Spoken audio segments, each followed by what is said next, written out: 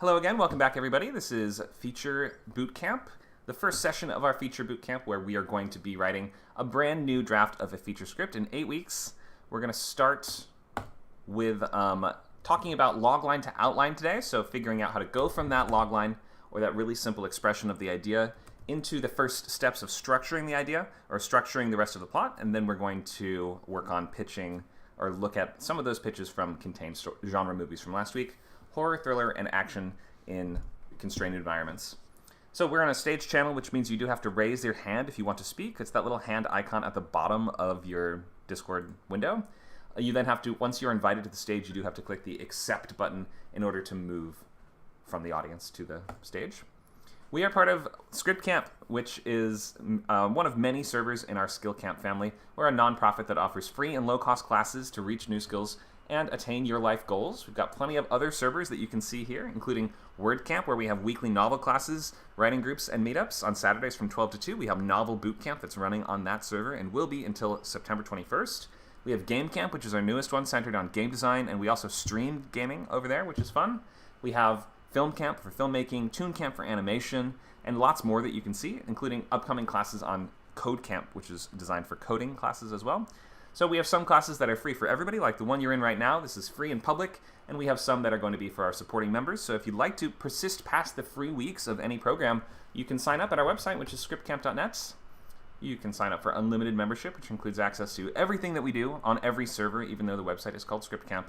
This will include access to every class on all the Skill Camp servers like Word, Film, Code, Toon Creator, and all these, with over 100 hours of classes and events per month, video library access with recordings of all the previous events, huge discounts off consultations and proofreads. You also get script coins, which you can be using to purchase table reads or other little benefits like that. Okay, so that's the basics. Sign up for Script Camp if you haven't yet done so, and if you want to stick around for the full extent of any of these programs. We have a poll in the chat that you can let us know by clicking on these little numbers if you attended last week and if you have questions or if you are ready to present your story this week. It doesn't have to be perfect, so don't worry about it having, you're not pitching to a buyer, you're not pitching to anybody who has any power to make the movie, so it doesn't have to be great. You're trying to just learn those fundamentals and get some of these basic pointers and tips. As for me, I've been writing full-length scripts for about 12, 13 years. Moved to LA in 2015 and got signed and repped for the first time in 2017, my first manager, and have set up a bunch of horror and thriller type scripts and done rewrites on horror thriller scripts mostly. Working on mostly developing action movies right now with UK-based production companies, and have done a lot of polishes and rewrites and things like this. I teach the boot camps in the Weekly Writers Lab and also the Novel Bootcamp, which is Saturdays. Here's just some of the upcoming classes in boot camp, so you can take a look at this. These are all for programs that have already started. So we're past the free initial weeks on these, except for obviously this one right now is a free public class. But as we continue, remember you should sign up for membership if you want to continue to take more of these.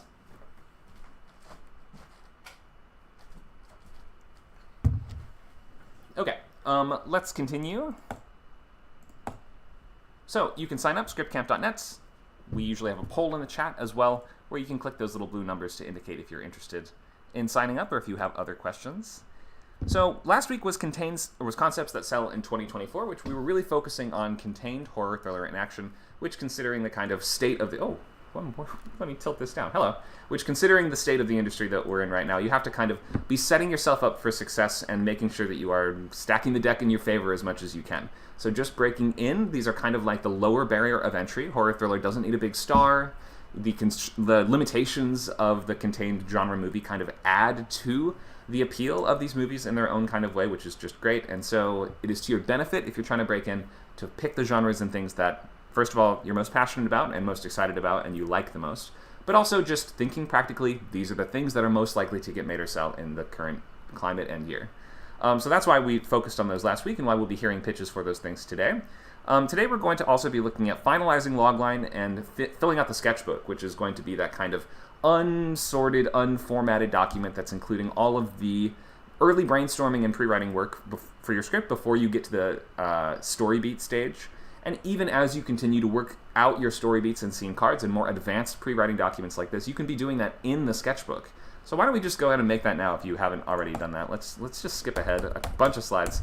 If you haven't already done this, go to Google Docs, and you're going to make a new document, just a blank document, and you're going to call it name of your movie and sketchbook. Or if you haven't settled on a movie idea yet, then you're going to go with movie sketchbook. I don't know, whatever you want to call it. And at the top, you just want to include a couple things. If you have multiple ideas you're juggling, you're going to want to copy and paste this field or these fields a couple different times. Of course, we are trying to fill out these basic questions until you have the logline ready. So that's going to be title, genre, and comps. So title is obvious what that means, but it can change and iterate a lot as you go on. A really good high concept idea is usually going to have a couple pretty clear titles that could apply to it. It's like a title is sort of like the icing on the cake or the bow that you tie the present together with. It's like kind of the last piece of a really clear high concept package. And if you have a really clear high concept story, you usually need a title that kind of emphasizes and amplifies the hook and brings that hook to the forefront and makes it really clear like what kind of movie this is, who this would appeal to. Like the title's like both unimportant and also important. They often change over the course of the writing process, or it gets out of your hands at a certain point. They can release the movie as whatever they want, but title is great because sometimes even thinking of a title using that kind of basic story math, you can almost create or engineer a story just based on that. Thinking, okay, what would that be? What kind of hook would a story would that title have? And then from there you can derive a logline, and from a logline you can derive an outline. And we approach this a lot.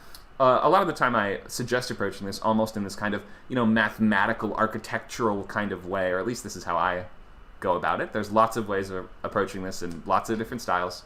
But I go about this using this kind of logic that I call story math almost, which is like when you have a logical logline that lays that solid concrete foundation for the rest of the story, and you can extrapolate information from that logline to already place a couple plot moments on the board, and then connect those dots by reverse engineering from the ending you get and like connecting adding that tissue to connect those plot points, adding in a couple extra great premise sequences as you go, so that by the time you get to the end, you have started from just a cool title or just that cool logline, and you have figured out the basics of the events of what is a pretty long story, like a pretty long document. 100 pages is like not easy to write a coherent, consistently interesting and escalating in stakes story of that length and like sustaining it for that long. Obviously, it doesn't take that long to watch, but it's a long document. It takes a long time to read, and it can take a long time to write.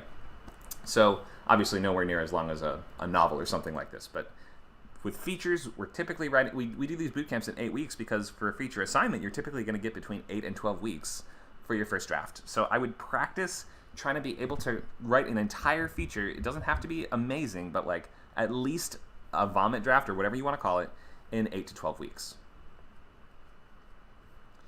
Okay, what else do we need? Genre. So genre should be limited to just 2 things. Don't write a bunch of different genres, obviously, unless you're trying to decide what to write. But once you've settled on an idea, don't define it in terms of, it's a horror comedy musical western. Like those, kind of just boil it down to 2 things if you can. Figure out what it is primarily. If it has only one musical number in it, it's probably not a musical. If it just has some funny moments here and there, it doesn't necessarily have to be a comedy. Genre is not like all-encompassing. It's not saying every single thing that will be in that work. You're giving us sort of like the basic expectations and the primary subject matter that will be in that, and you're sort of helping us understand who this is for. And that's what comps are really useful for too. Comps are this meets that. So this movie meets that movie. You can think of it in terms of maybe like the world of the first thing and the style, the tone, or the approach of the second thing if you want. That's not a hard science. That won't always work, but I find that just to be a useful starting point if you don't know how else to draw your comps. So think of, I don't know, you want to do like a detective story that's set in space, right? So we pick our first one thing would be Star Trek, I guess. It's going to be set on spaceships with military command structure or naval command structure. Meets, Murder on the Orient Express. Okay, great. Murder mystery on a starship. Easy, right? So the world of the first thing, the style, tone, or approach of the second thing. Just a good starting point. You don't always have to do that. Okay, so we have title, genre, comps, and last we have your logline, which is going to be what we're finalizing today. If you can, moving forward, you're going to have to at least wrap it up this week, because the logline is your story central conflict distilled down to one single sentence. It's that answer to the question of what is it about? It's going to do a couple really key things, such as implying visual, interesting action. Like it's not going to be primarily a movie about people sitting around and thinking about stuff or discussing stuff. Very rarely will discussing stuff actually be dramatic, unless you're doing a courtroom style movie or like 12 Angry Men or something like that, in which the discussion itself actually has a clear, trackable sense of progress and really high stakes and things like that, right? Like, you can make discussion dramatic, but by default, discussion is undramatic or non-dramatic, right? So try to not make it seem like, unless your story is really, really, really intensely focused on that one setting and like on mining as much drama out of that one situation, or that one, people sitting around talking situation as possible, then you generally want to suggest that your movie is going to be about people going places and doing things. Obviously, if you're doing a contained story like we talked about last week, it's more often going to be about defending a space or escaping from a space or something like that. But we are centralized in that one spot for more. So it's not going to be as much about moving around, but it's still we should understand that it's going to be about people doing stuff or attempting to do stuff, putting interesting tactics into play in an effort to achieve their interesting goals in a more interesting way than we would in real life. Typically, stories aren't about people pursuing mundane goals in a mundane way. They're about people either pursuing extraordinary goals in an extraordinary way, or sometimes can be about, I don't know, maybe a procedural is kind of pursuing extraordinary goals in a mundane way, isn't it? That's like the day-to-day police work, that to them it's just clock in, clock out, it's a job. But ultimately they are doing extraordinary things. That might be like an example of doing the extraordinary in a mundane fashion. But in any case, movies are about people doing interesting stuff. There's a character, there's something in their way, and there's something that happens if they won't succeed. That should be pretty evident from the logline, but if not, you might have to spell it out. What happens if they fail? Does the Earth blow up? Will they just be sad? Will their child be kidnapped? Like, it could be something terrible, or it could be they are their own worst enemy. Your character, if you're in a drama or something like that, your character might have a goal like he needs to get his life together, and what's standing in the way is himself, right? So you can, especially in drama, you can have your characters kind of like their own personality traits kind of take up these mantles of this, or like roles in the story, sometimes even the role of protagonist and antagonist. Think, for instance, if our hero is an alcoholic who's trying to recover, we might say the antagonist is the addiction, right? So that's kind of like an interesting way to look at it and play it sometimes. You don't always have to have a traditional hero, villain, sidekick, whatever it is, web of relationships at the heart of your story, where there's the knight in shining armor and the knight in the black armor, and then there's the princess. You don't always have to do that. You can find whatever works for you and define these things in interesting and different ways. But still, the commonality between loglines and between strong, expressive, moving stories that people want to spend money on and buy and pay money to go see are that they are about someone that is doing something difficult and interesting, using a unique tactic that is, something that only they would do, or something that they do especially well, at least. And they're pursuing that goal in a way that is escalating in terms of action, meaning getting more difficult as the story goes on, culminating in the biggest challenge of all, and then they will either succeed or they fail, and then they will be happy or not happy, right? That's kind of the basics. So the logline doesn't have to take us all the way through to the ending, but we're trying to do a couple things with it. One, we're trying to simply persuade someone to read your script, because a strong logline is usually a barometer. Like, this is it's part of the reason that you spend so long on it, is because it's just most people will read a logline. They aren't necessarily going to read a script, but it only takes a few seconds to read a logline and to evaluate, is that something that sounds interesting to me? Does that sound like something I would spend money on? Does that sound like something that's worth my time? So the logline is a key tool for establishing confidence right off the bat and assuring the person that's reading you that they're in good hands and that they are in for a professional, quality of experience. It becomes very evident very, very, very quickly when you start reading a script if the person writing it is a professional or an amateur who has never done this before. You can just tell right away. You can even tell right away if they don't read a lot of scripts. There's just like a lot of little tells on the page. So you kind of have to know what you're doing, and you have to do a lot of work to establish and maintain that sense of confidence throughout every page. But like, don't break it at the start. It's like the handshake. The logline's the handshake, and you want to set that good first impression. You don't want to have the sweaty, weird, limp handshake. In terms of the writing purposes, a logline is useful too, because it kind of acts as that compass to keep you on board, keep you on track, and make sure that you're still writing the same movie at the end than you were writing at the start. So it's making sure that you don't deviate too far from your original intentions, the original appeal of this thing, and the original sort of subject matter or basic walls of the story as you outlined them to begin with.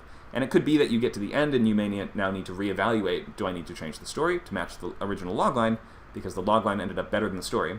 Or if the story ended up better than the logline, you may have to change the logline to match that. But it is useful, in any case, to have that solid logline at the beginning, to act as your really strong, solid concrete foundation for which to build everything else on, because if your logline isn't working, it might mean your premise isn't working, which you don't want to find out halfway through writing.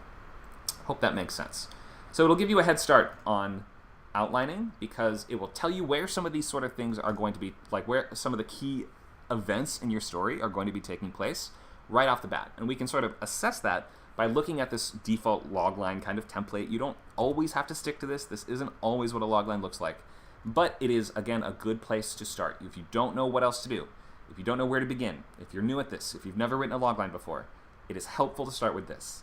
When or after inciting incident, an adjective protagonist must conflict before stakes. Inciting incident is sometimes called the catalyst, and that's the event that gets your story, or that is sort of like a call to action for your main character, as it's called call to action in Hero's Journey, right? This is the thing that demands some kind of response from them, and that response is sort of the answer to what is the movie about, right? Like the tactic that they use in response to that catalyst is forming the backbone of the central story.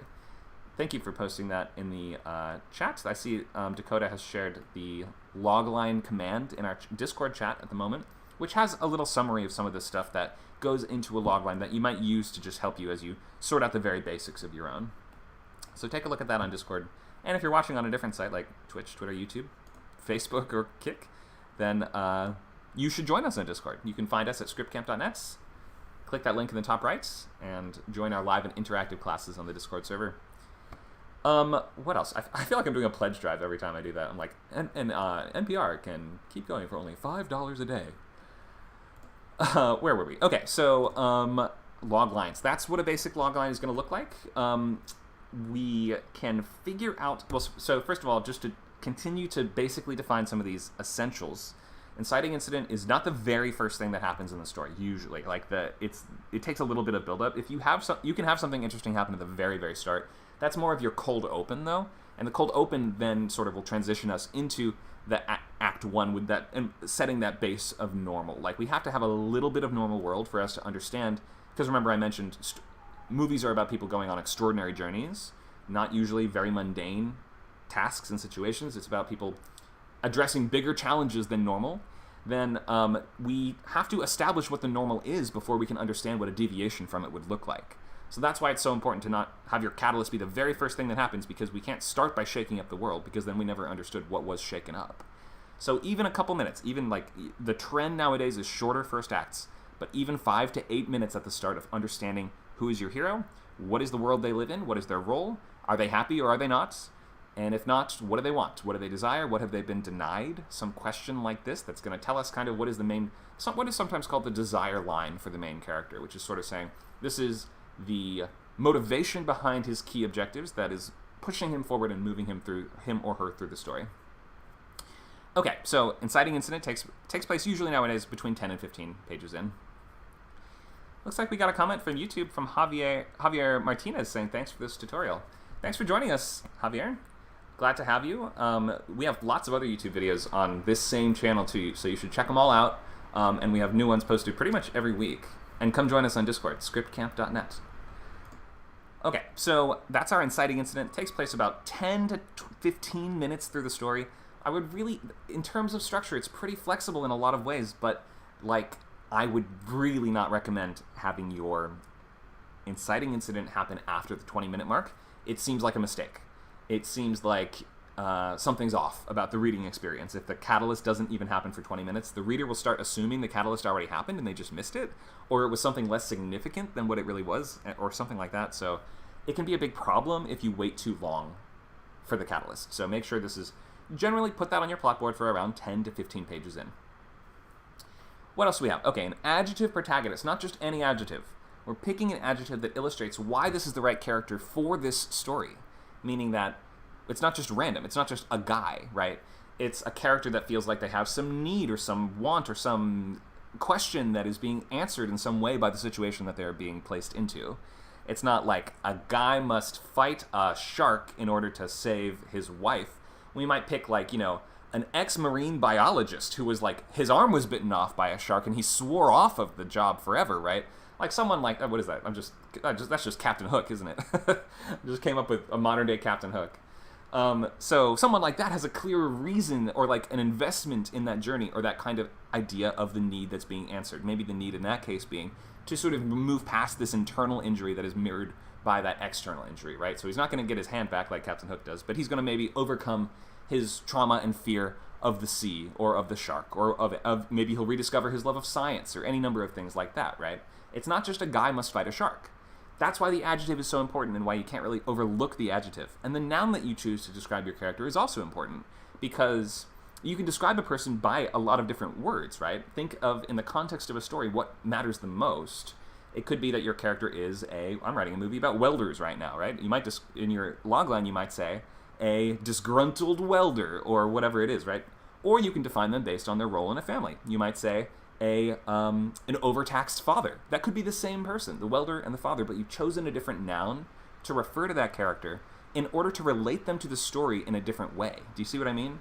So, like, the adjective and the noun are both really important choices to make at the start because it's kind of hinting to us what the character arc will ultimately end up being. And a strong logline includes that sort of built-in character arc that we can imagine how the character would grow, change, and be uniquely tested by the events of this story. Okay, hope that makes sense. And then last we have the conflict before stakes.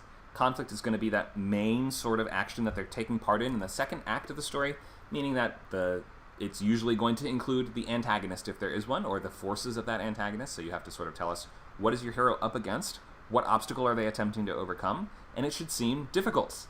And like it would get more difficult over the course of the story, not less. If it seems like their journey would only get easier, then something's off.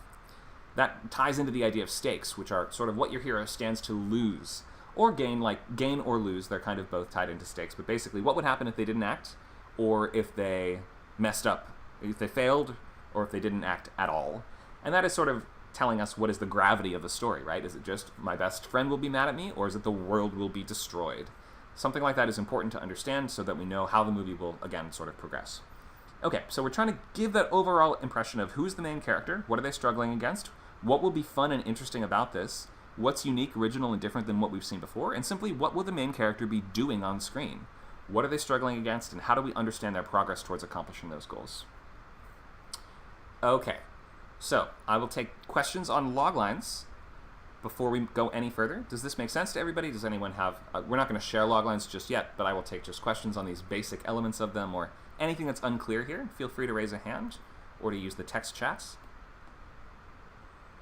Here's a question from Javier on YouTube. What happens with logline when you have more than one protagonist? So the thing is, even if you have sort of a wide cast of characters in your movie, you kind of have to write the logline pretending that the other ones don't really exist, and you have to center it around an A story. Like, think of who is the most important or most prominent of these characters, and use that as your sort of centerpiece for the logline. So think even in something like Pulp Fiction, you would probably center it around John Travolta's character, Vincent, right? So Vincent, over the course of one weekend, or a couple days, he tries to do a favor for his boss and ends up getting embroiled in crime shenanigans when he accidentally causes his boss's wife to overdose, basically, right? That's kind of like how that story gets going.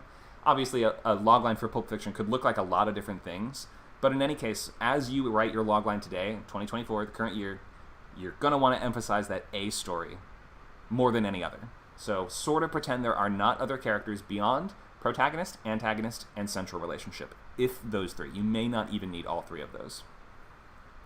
Hope that helps, Javier. Other questions? We have a question from Michelle and from Becky. We'll start with Michelle.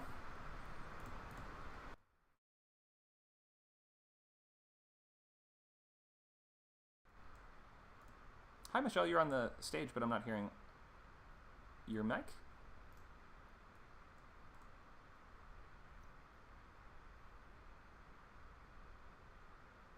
It looks like it is unmuted, but maybe just something's off with it may not be fully connected, or maybe some mic issue. I'll leave you on the stage and you can try again in a minute. Let's ask Becky's question, and then we'll try Michelle again. Hi, Becky. Hello. Can you hear me? Yes, I can. Go ahead. Two things. Firstly, just to be different, I've decided in the story I'm doing, but I'm first going to write it as a play because it was all one location, one set piece, and then convert it to a screenplay. just because I think it might work better as a play. I'm still going to be using this class for it. Secondly, are you? It's in today's class. Are you going to be looking at people's log lines and helping? Because I've got a concept, not a log line. Yeah, we will have some time for that today. We were going to do our pitches for the contained movies from last week first, though. So if there's time after that, then I'm glad to look at new loglines. Okay, cool. Technically, it's the contained one Okay. from last week. It's just that I've transitioned it into a theatre play temporarily, just because there's more opportunities in the UK for theatre than there is for film at the moment for the kind of thing I'm doing, because it's drama. So. Okay, sure. Well, yeah, in the second half of the class, I'll be glad to take a look. Oh, all right. And are you okay with me still sticking in class even though I'm doing a play? Oh, yeah, for sure. Cool. All right. Thanks, Becky. We'll try Michelle again.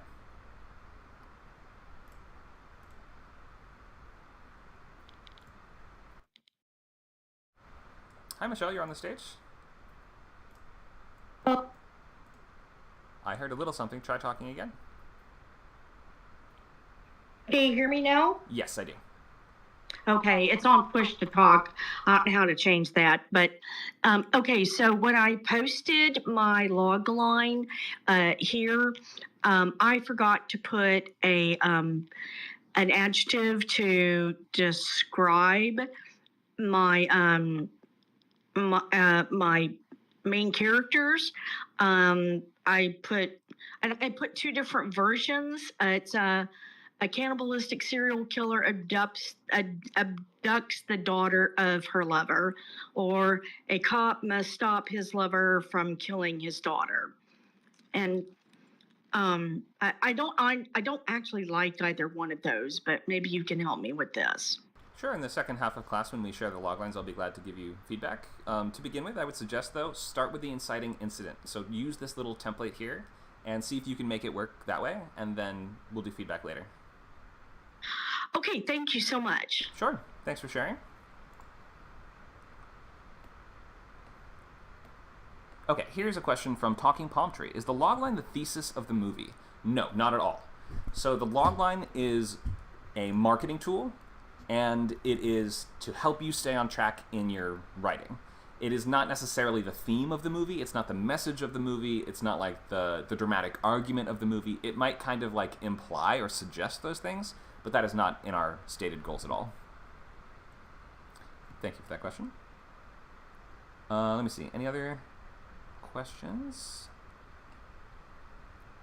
Okay, thanks, guys. Looks like that's it for the moment. We'll do a couple more slides, and we will talk about how to get logline to outline. And as mentioned in the second half of class, so this is a 2-hour class. So in half an hour, more or less, we will go into pitches from last week, and then we will look at loglines and open it up to just all questions about sort of feature writing. Okay, so don't post your stuff yet or else it'll get lost in the chat. And if you've already posted your logline, make sure that you have it copied and pasted, and you have half an hour to keep working on it if you're not like totally done yet. So just use the time I would suggest. And also just in any bootcamp class, I recommend have your logline or have your sketchbook open and be working on your movie idea throughout the entire class. Like, it's better than having, Tetris open in the next window. I would be writing down questions that you have, trying to answer some of these basic things, at least by the end of today if you can. You want to be filling out title, genre, logline, and comps, if you can. Okay, so let's look at some structure stuff and how we can go from logline to a strong basis for your outline. By just having all these elements answered, we can kind of figure out where those scenes would fall in the movie, and therefore we can connect the dots and reverse engineer and go back and forth from those plot points in order to fill out the rest of the story. Okay, so first things first, we are acting on this principle that it's about going to be like a page to a minute of screen time. So we do talk about those things sort of interchangeably. That's not really the case, and like it doesn't always even out that way that it's exactly a page to exactly a minute of screen time at all. That's not always the case, but like we basically do use that as a rule of thumb. So your movie is going to be 90 to 120 pages long. Features are 90 minutes to 2 hours for the most part. There are some that are longer and some that are shorter. But in any case, when we say like first 10 pages, we are referring to first 10 minutes. Okay, so an adjective protagonist. When or after inciting incident, an adjective protagonist must conflict before stakes. So we talked about the inciting incident, the catalyst, being the same interchangeable term already. A single moment that sets into motion the events of your story, forces your protagonist out of their stasis and shakes up their world. They have to take action. It's going to be a call to adventure. Things have changed.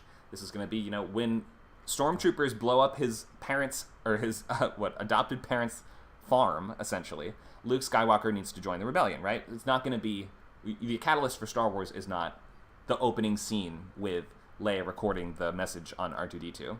Remember, the catalyst is about 10 to 15 minutes into the movie. And in Star Wars, obviously, I think that one's probably more like 20 to 25 minutes. First acts used to be longer, and they have gotten shorter. They've trended shorter over time. So I wouldn't use movies from the 70s as like an exact structural model, but I will just draw examples from that here and there just because they make a good example, because a lot of people have seen it and are familiar with it. What else? Okay, so catalyst is something your character has to respond to. So make sure it's something that actually demands a response from the hero. That usually means that the catalyst is going to be something good for them or something bad for them. If it's something good for them, it's going to be an opportunity for them to achieve an objective, something they have lost, regain something they've lost, gain something they've been denied, or otherwise further their happiness and life goals in some way.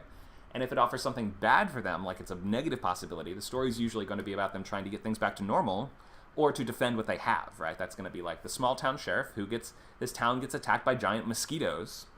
The catalyst is something very bad. The first mosquito attack would probably be, or the chemical spill or whatever it is, however you want to frame it. Then your hero is going to spend the rest of the story trying to get back to how life was before, or to save what fragile scraps of of a life that they currently are trying to safeguard. So it's a call to adventure. Things have changed. We can't really go back yet. We can't really go back after this happens because it demands your hero to do something. So we know that the inciting incident nowadays usually falls between page 10 and page 15. So because you already have a strong logline, or when you get to the point of strong logline, you can put that down on your plot board right away. So let's write it down. I thought I had a drive already open. Let me just open a new document. Zoom in a little bit here. So we have when inciting incident, an adjective protagonist must conflict or else / before stakes. Zoom in.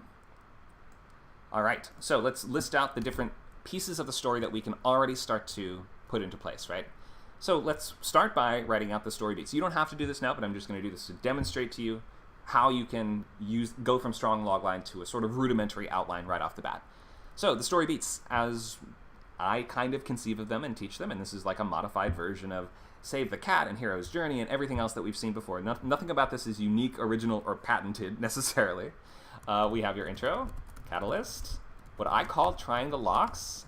Sometimes it's called debate or refusal of call. We have break into 2, premise scenes, midpoint, escalation, all is lost, pit of despair, break into 3, finale, epilogue. Good lord. Okay. We have a couple things right off the bat. So you have your insight. Let's just write a sample logline so we can figure out what this would sort of look like as we start to drag these different pieces where they would go in the story. So I like the mosquito one. Let's go with that. When a chemical spill turns mosquitoes in a small Florida town into giant monstrosities.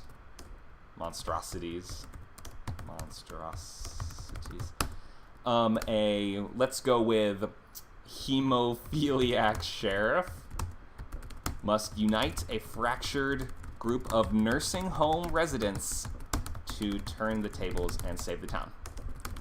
Okay, so I just picked some dumb stuff, right? That's obviously like a stupid movie. Maybe it's kind of good. I don't know. But I mean, I've seen a couple giant mosquito movies. Somebody should actually maybe do this. I think they were all Sci-Fi Pictures original productions. In any case, we have a functional logline, right? We have an inciting incident. We have a unique setting. We have the hook, which is, in this case, giant mosquitoes. In terms of creature features, your creature is your hook. In horror, the hook is the threat.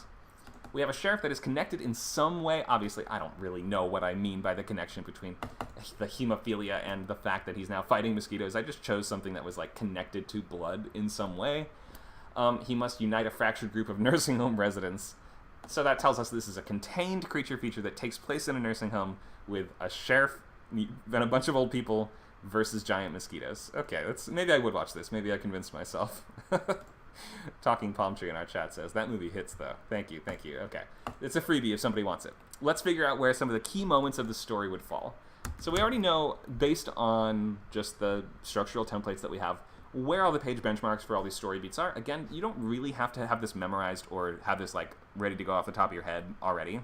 But I'll just write it for reference. So nowadays, I'm going to be sort of scheduling out a 90-page movie for a horror, thriller, or action for the most part, especially a contained one. They actually usually are going to do even better at 80 to 90 pages, and I've seen some sell at like 78 and 79 when it comes to horror thriller. So we actually really are incentivized to go with shorter scripts, which is kind of cool.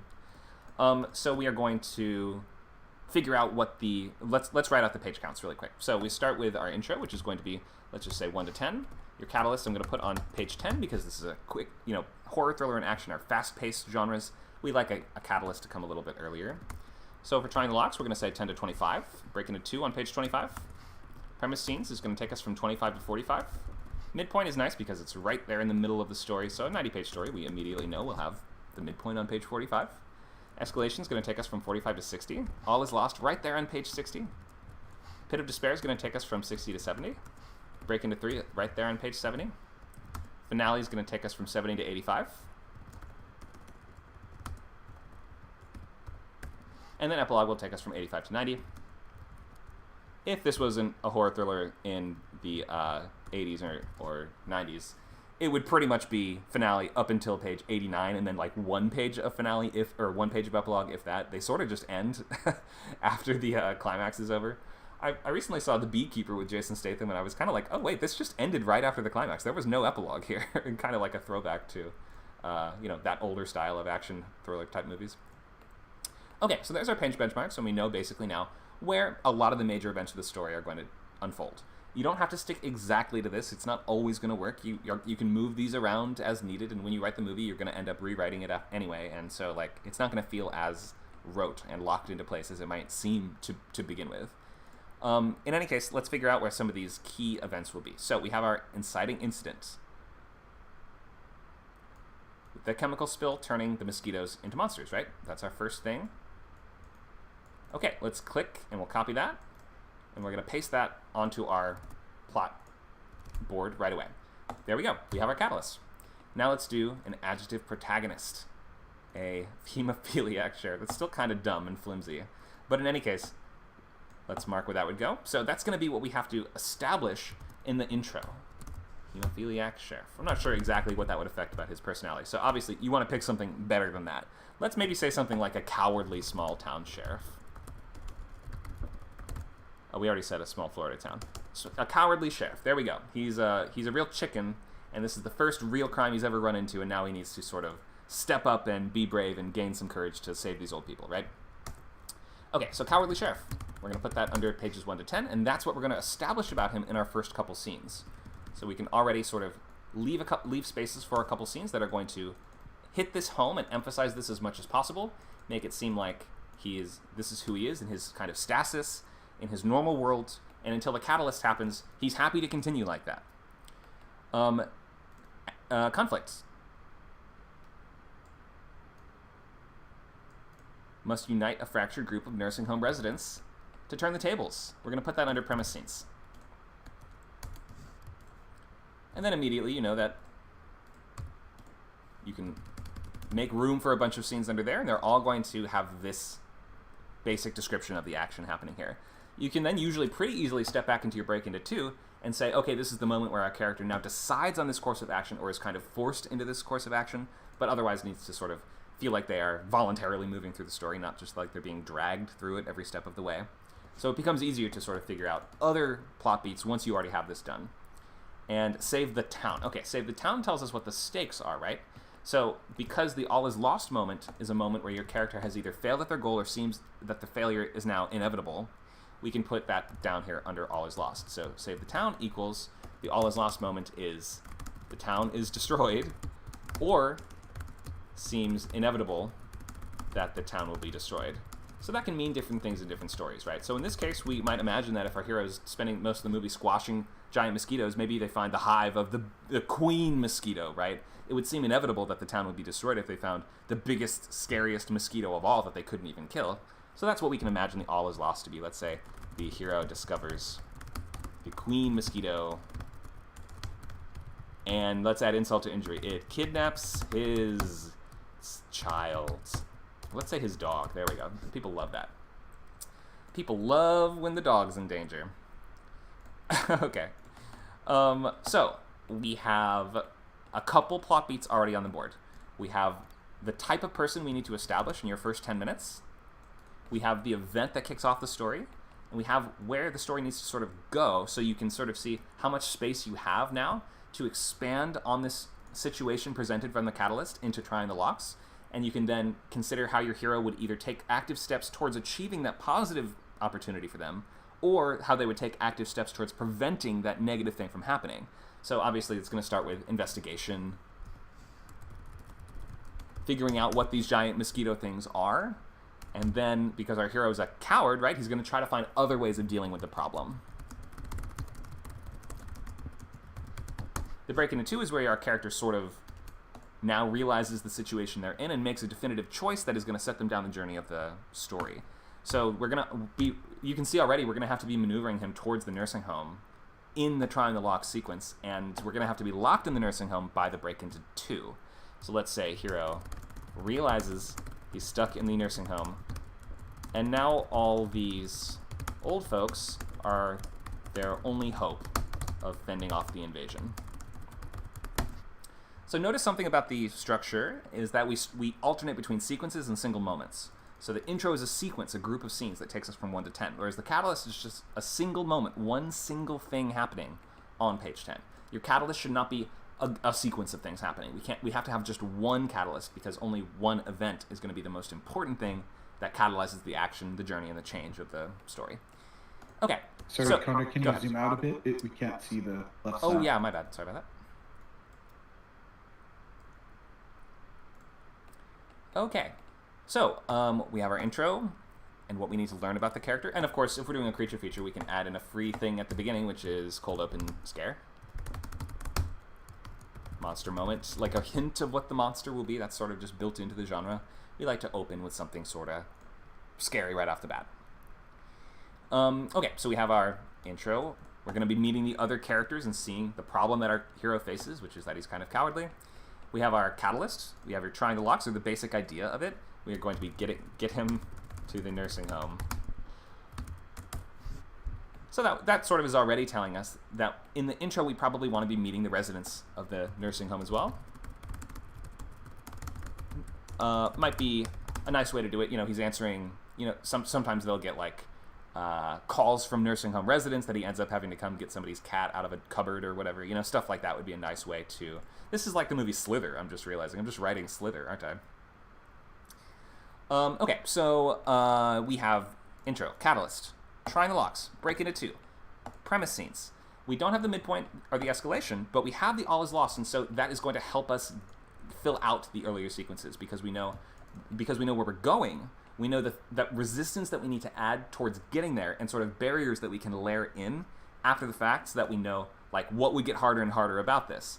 And obviously we just decided we're going to be trying to find the queen mosquito. So we don't need to know that there is a queen mosquito up until now, but we might imagine in terms of the escalation, although it seems like we're killing all the mosquitoes, we're getting deeper and deeper into their hive and we're starting to see, I don't know, eggs or something, right? We're ramping up that danger and increasing the threat of the antagonists as we go. I'm not going to fill these in, but hopefully you see how we can just like from having these really strong points already established, which was all derived from just a strong logline. And this was a dumb logline, but even a dumb logline that fits a template, that fits one of these templates well, or that feels like it answers the essential questions, I guess is what I would say, can act as a great early outlining tool and document for you, or like can help you build the document out. Discovers the queen mosquito, kidnaps the dog. That's right. Okay, so we have Save the Town, basically, is going to be our finale.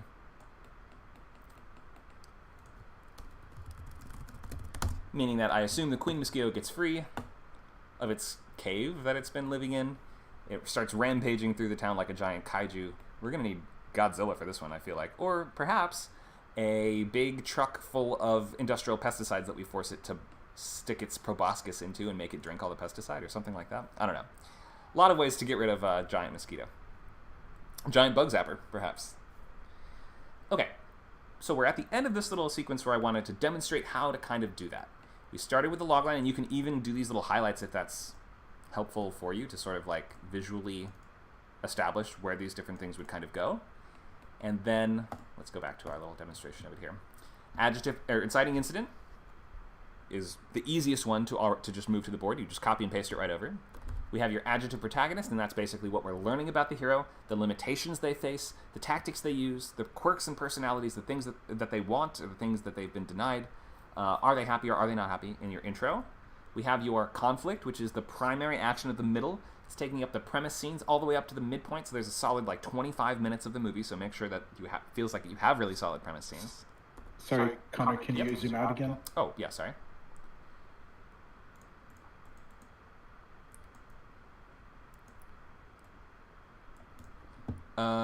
Where were we?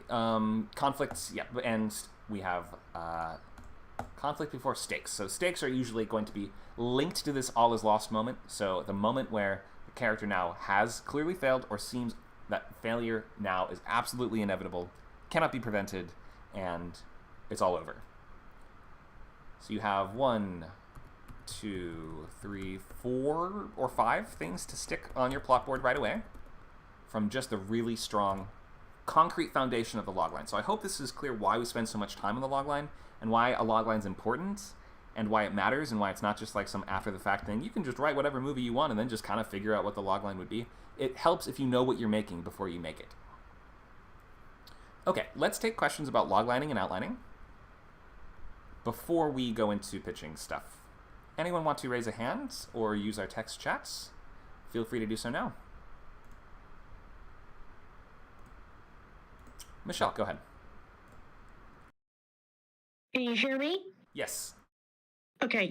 I was writing this to you. My inciting incident is on the first page, but it's also the typical day in the life of the cop, you know, where it's his job to respond to, you know, found bodies and then, you know, work with CSI and other investigators to determine, okay, what's the cause of death, and for him to figure out who did this. So is that okay? Okay, so the inciting incident is usually not on the first page. If you have something kicking off your story on the first page, we might define that as the cold open. Like, for instance, in the monster movie, it's the security guard that's going through the warehouse, and then he gets attacked by the monster. We don't see what the monster is, but it's like a little hint of what's going to come.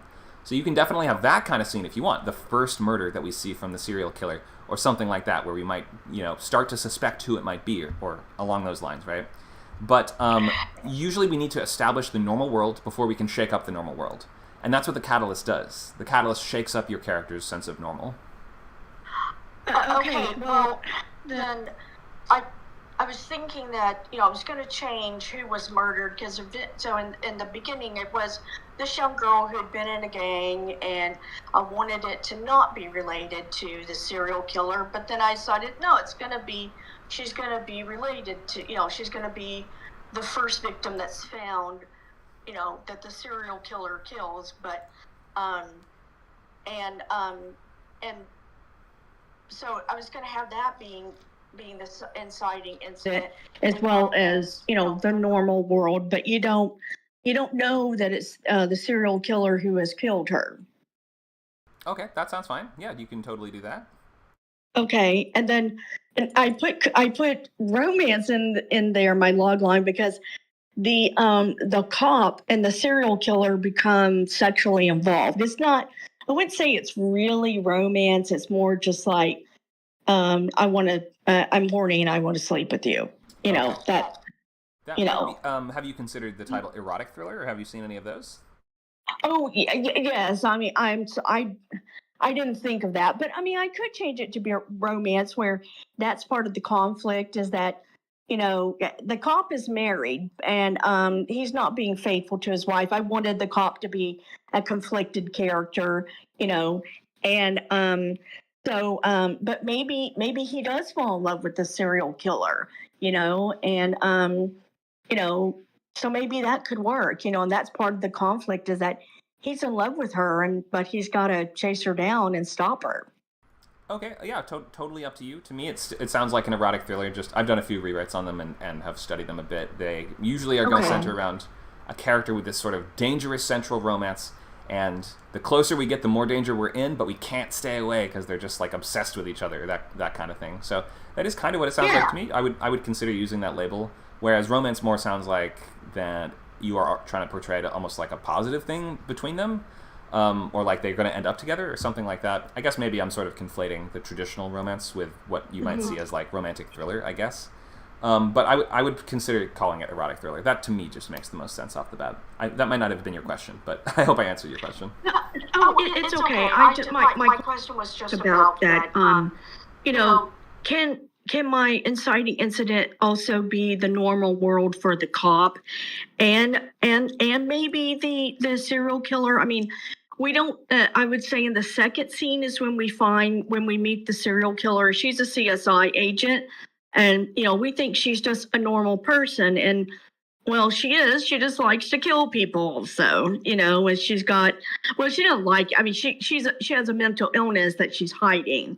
And so I wanted her to seem normal, but she's not. Right. And and have the cop not realize that she's the killer until later on, and he realizes that, oh yeah, she's the killer I'm looking for. Right. So to answer your question, no, the catalyst cannot be part of the sort of normal world. In fact, it's the opposite. It's something unusual. It's something that shakes up the normal worlds. Well, then can you maybe in the chat give me some suggestions of what I could do then?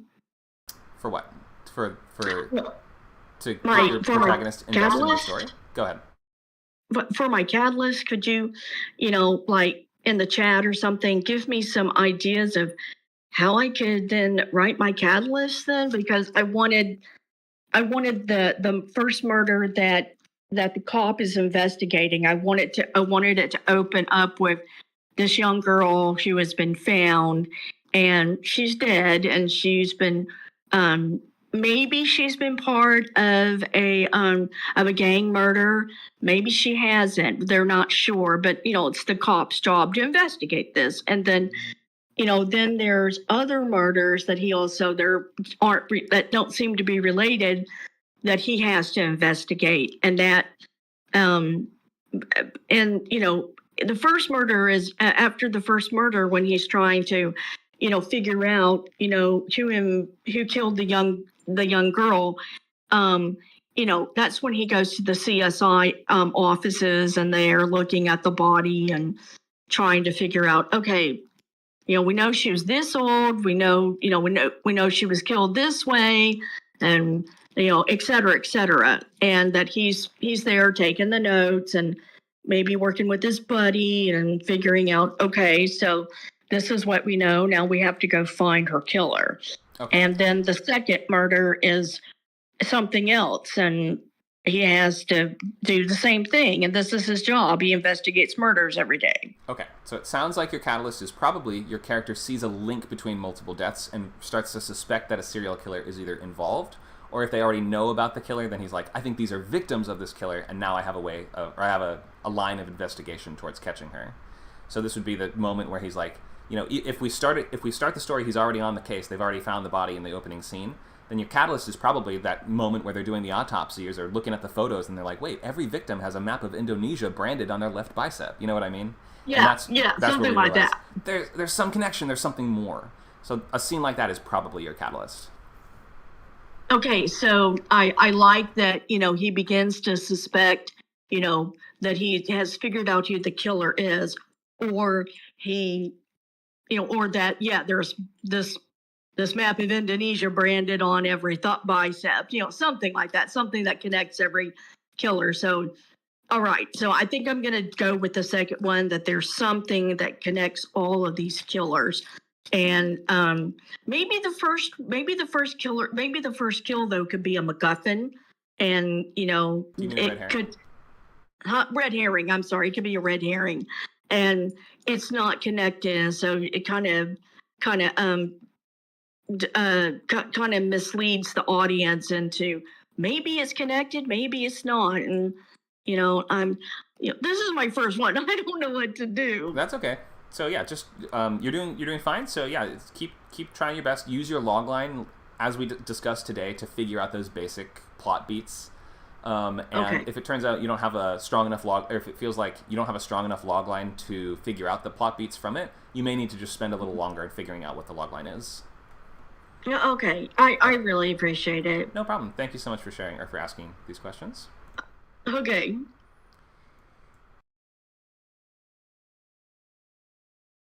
Other questions about loglines or outlining?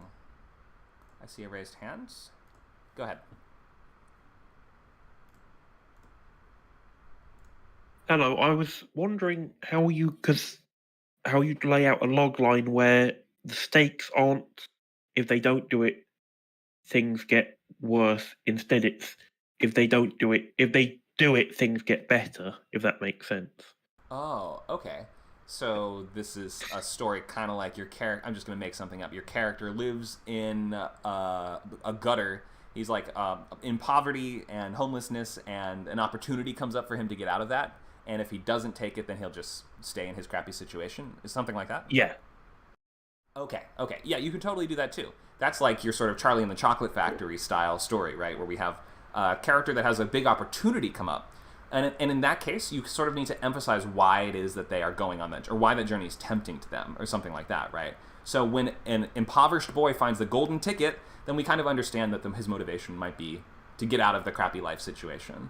You don't always need to say, or else he has to go back to his life. Like, that is kind of implied in certain loglines. You don't always need to be super explicit about that. So if you are going for that sort of story, in your description of the character, make sure it's really clear why they want to change their situation. Okay. So how would you end that section then? For Charlie and the Chocolate Factory?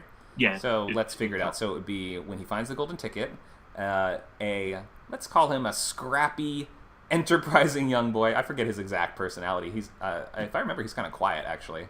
But let's call him Scrappy just for the purposes of our made-up logline.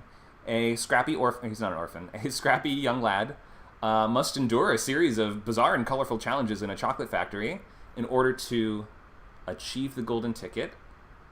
In order to achieve, what do they think that they're doing? I'm trying to remember. They don't think that they're trying to win the factory, do they? That's like a later development. I may have backed myself into a corner by picking this as the example. My mistake. Let's go over to my document over here. I think it's a lifetime supply of chocolate or something. Was that what they were standing to win? Like, if they make it through the whole tour without leaving or getting horribly killed, then they get a lifetime supply of chocolate? Is that what they thought they were up for?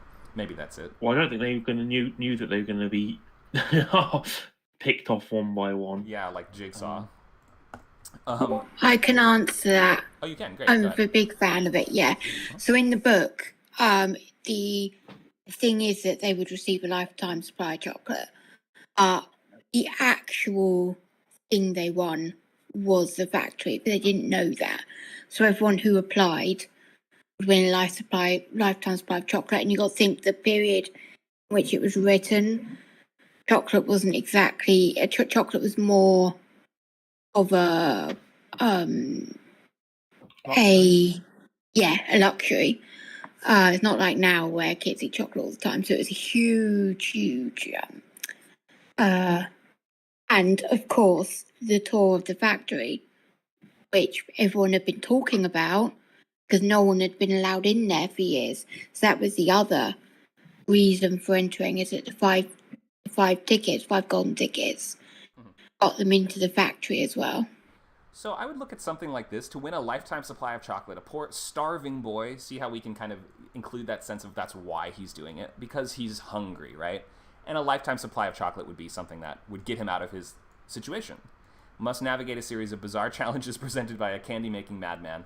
I would probably include something about the factory. Like, this isn't a perfect logline, but I was just trying to figure out basically how I would write something like this. So, hope that answers your question. Yeah, thank you. It's very helpful. No problem. This is also the sort of like Squid Game model, isn't it? Shazadi, go ahead. Yeah, so I spoke to you in the lab on Friday, and I wrote hopefully what is a better logline, but I wrote like 3 versions of it, based on based on which I think is the best. I don't mind, like, because one of them is the catalyst is slightly different, but it's pretty much the same story. It would just be structured a bit differently. Am I allowed to show you all 3 loglines by any chance? Yes. Okay, I'll put that. You can, yeah. I hope they're just 1 sentence each at least, but I think Yeah. Go ahead. So Okay, let's finish up with questions before we go into sharing loglines, though. Okay. Looks like, did you have a question about loglining or outlining? No, yeah, I just wanted to show mine. Okay. But Good. yeah, yes, we can wait. you can include a couple different ones if you want. Thanks. No problem. Thanks for that. Looks like we have a question from Total Idea of the Outline concept. So the whole idea of an outline. So the idea behind an outline is that you're making like a plan or like a roadmap for your story before you start, so that you're figuring out. Essentially, the ideal is that you figure out what happens on every page before you start writing. The idea is to try to organize your work, figure out those major plot beats and things that you're working up to, so that you're not kind of figuring it out as you go. You're trying to do that planning beforehand so that you know where the story's going. You therefore know how to build up to those moments and how to add in enough obstacles and tension and interesting stuff, in order to get to those moments. It's basically, an outline is a tool to help you stay on track and, first of all, just finish the story. It's much easier to finish if you have that logline and you give yourself the ability to track your progress through writing the story in a really clear, tangible way.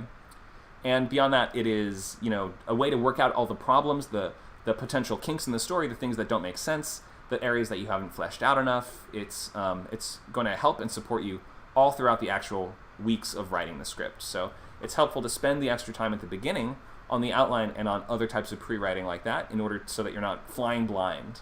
And when you're actually in the thick of it, you're not trying to do 2 things at once. You're not trying to figure out what happens and figure out how to execute it at the same time. You've already figured out what happens, and then you're sort of separating that process into execution on its own. So it'll make your life much easier. Also really useful if you want to work in professional TV and screenwriting. The outlining is the early steps of writing professional features and shows, in that you have to be able to pitch 1-sheets to your manager.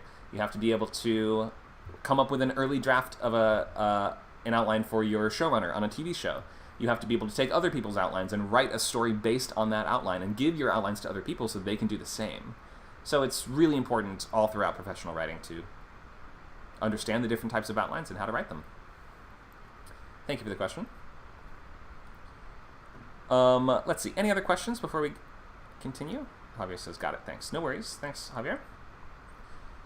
Shazadi has a question. Is it common to change a logline from the original if the movie's getting made? Because I understand that initially when you write a logline before producing the script, you're writing it as a guide for yourself and to get producers to read it. If the movie's getting made, you don't need to touch the logline any further. It's done its job. And at that stage, there's not like an official logline for the movie. This is all sort of like writing stage stuff.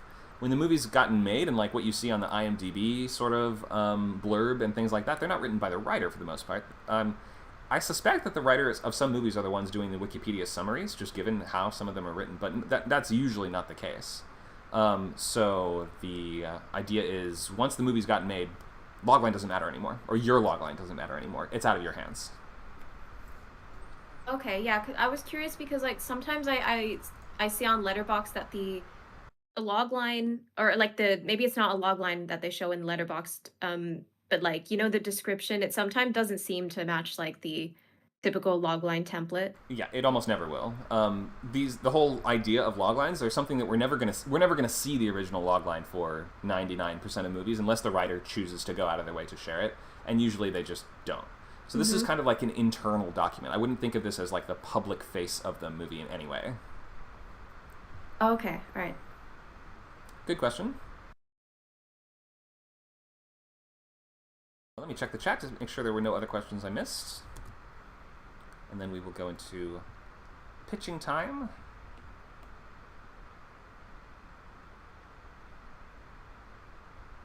I think that's it. Okay, that looks like all the questions for the moment. So let's move ahead. We are going to go into the pitching part. So if you were here last week and you worked on a contained movie idea, then now is the time. I'm going to take raised hands, and you can sort of... Do I have a slide on pitching itself? I think I do. Maybe not on here.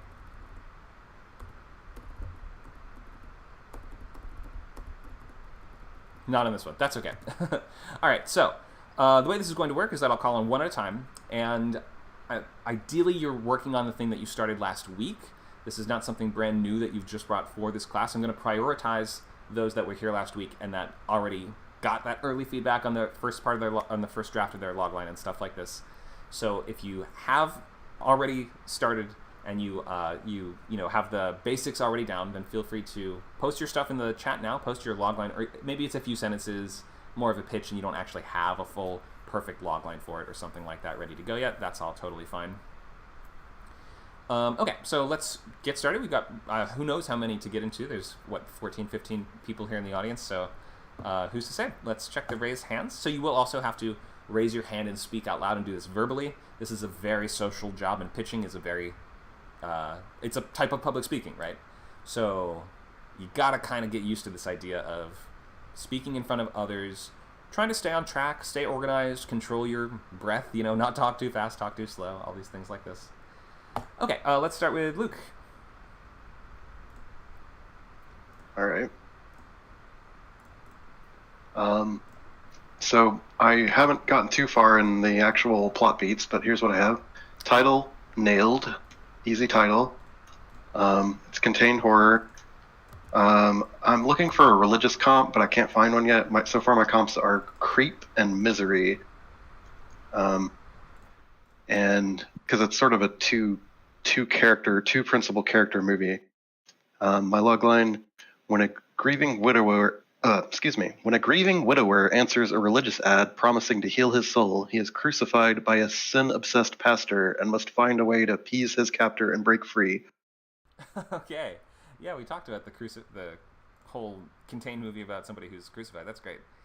Okay, let's take a look at the basics. So nailed, yeah, I mean, pretty much it's a freebie title. It does sort of feel a little comedic, but I mean, at the same time, who knows? Maybe the tone is kind of like that. We're not sure. Well, I don't think so, but I think it's better than Crucified. Right. Just it sounds more like a horror title, but that's my argument. Okay. So when a grieving widower answers a religious ad promising to heal his soul, so he's sad that his wife died, and he sees an ad in the newspaper that says, "We'll heal your soul for you." He's crucified by a sin-obsessed pastor. So the pastor comes to his house and crucifies him there with the... I'm imagining it more like he goes to the church he goes there and gets crucified. Okay. And must find a way to appease his captor and break free. Okay, I would mention the church thing in the outline if you can, because that's the setting. I did, but I cut it out because it went on too long. Yeah, I should shoehorn it in the beginning somehow. Yeah, just because for contained horror thriller, the people who are reading these to make these movies need to know what the location is. All right. Yeah, I had it like break free from a dilapidated church. I just felt it was too many syllables. Appease his captor and escape his dilapidated church. I don't know. I think it works. Okay, so let's see. I think we have a lot of the basics. The sin-obsessed pastor. This almost makes me feel like the pastor is blaming him for his wife's death. Is that right? Not really. I don't have a good adjective yet. Eccentric, oddball, I don't know, apocalyptic, maybe. Oh, I think I see what you're saying. I kind of thought that what you were getting at was the connection between him and between the villain and the hero. which in this case would, Yeah. he's a widower. So you get this guy that is like, it was your fault that your wife died. Now you need to pray for absolution or something along those lines. That probably would connect in a nice way. Because The way otherwise, I what was- sin has he committed? Oh, that's true. It's more just an adjective for the pastor. The way I was imagining it sort of connecting is a little bit different, but I think you're right. It does need to sort of connect big in a strong way in the log line. Yeah, exactly. So you're close. I love the setup of the situation. I would just look for a little more of like anything beyond just, well, he's a crazy preacher, right? Yeah. If we can connect the hero and the villain, or say that like this that's why I was looking for that need that's being answered by the situation in that kind of dark way. Like maybe even he sees an ad that doesn't promise to heal his soul, but promises like salvation through confession or something like that, right? Maybe that's the idea. Maybe it could be. Go ahead. Instead of heal his soul, I could just make it heal his grief. Like when an adjective widower, blah blah blah, promising to heal his grief, he is crucified by a whatever the opposite of grief is. What is the opposite? Something of grief? I wonder. Sort of like emotionless or like, I don't know, sadistic, but emotionless or something. How could you contrast? I'm not sure yet, because grief doesn't really have a direct opposite. You know what I mean? Like, is the opposite of grief like joy?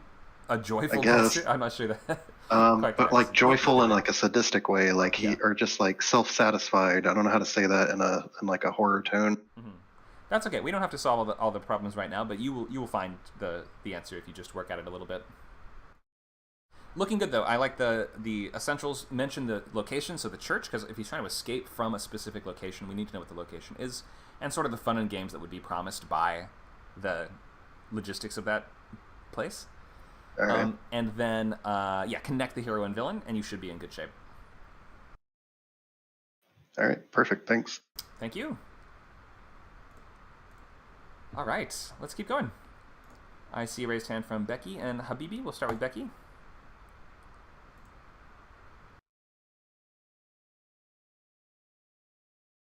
Hello. Okay, so I will repaste it. There you go. So the last forecast contained drama, thriller. Basically, like I said, I'm thinking theatre. There's more opportunities for that, but I'd then be able to adapt it to a film. So when word gets out of an impending nuclear attack on the UK, a dedicated London BBC radio station team must choose between reuniting with their families or continuing to broadcast vital information from an underground bunker, highlighting the power of duty, sacrifice, and human connection in the face of unprecedented conflict. And I'm aware that's not a log line because it's a concept, because there's no characters in there. Right. But that's the concept I've got. And I built from the other things we're talking. That's one I decided to go with. Because I had, if you remember, I had like 10 potential ideas. But that one I felt actually had... This is developed from a different idea I'd had. But, yeah. Okay, so to begin with, I know it's not quite a logline, so it doesn't matter as much. But I would not really frame a story around characters that you need to must choose between something. Because that's kind of like the subtext of the story. It's not like we're watching them sit there and choose. That's an internal process. Choosing between two options or deciding between multiple things is somebody thinking about stuff. So I think we should frame it instead as they must continue to broadcast vital information, right? And because obviously that is what they do. Or if they choose not to do that, then okay, I suppose the other wording would be argue then, because like some of them want to stay put because it's crucial for like the world to know or the country to know, because in the UK that's how it works.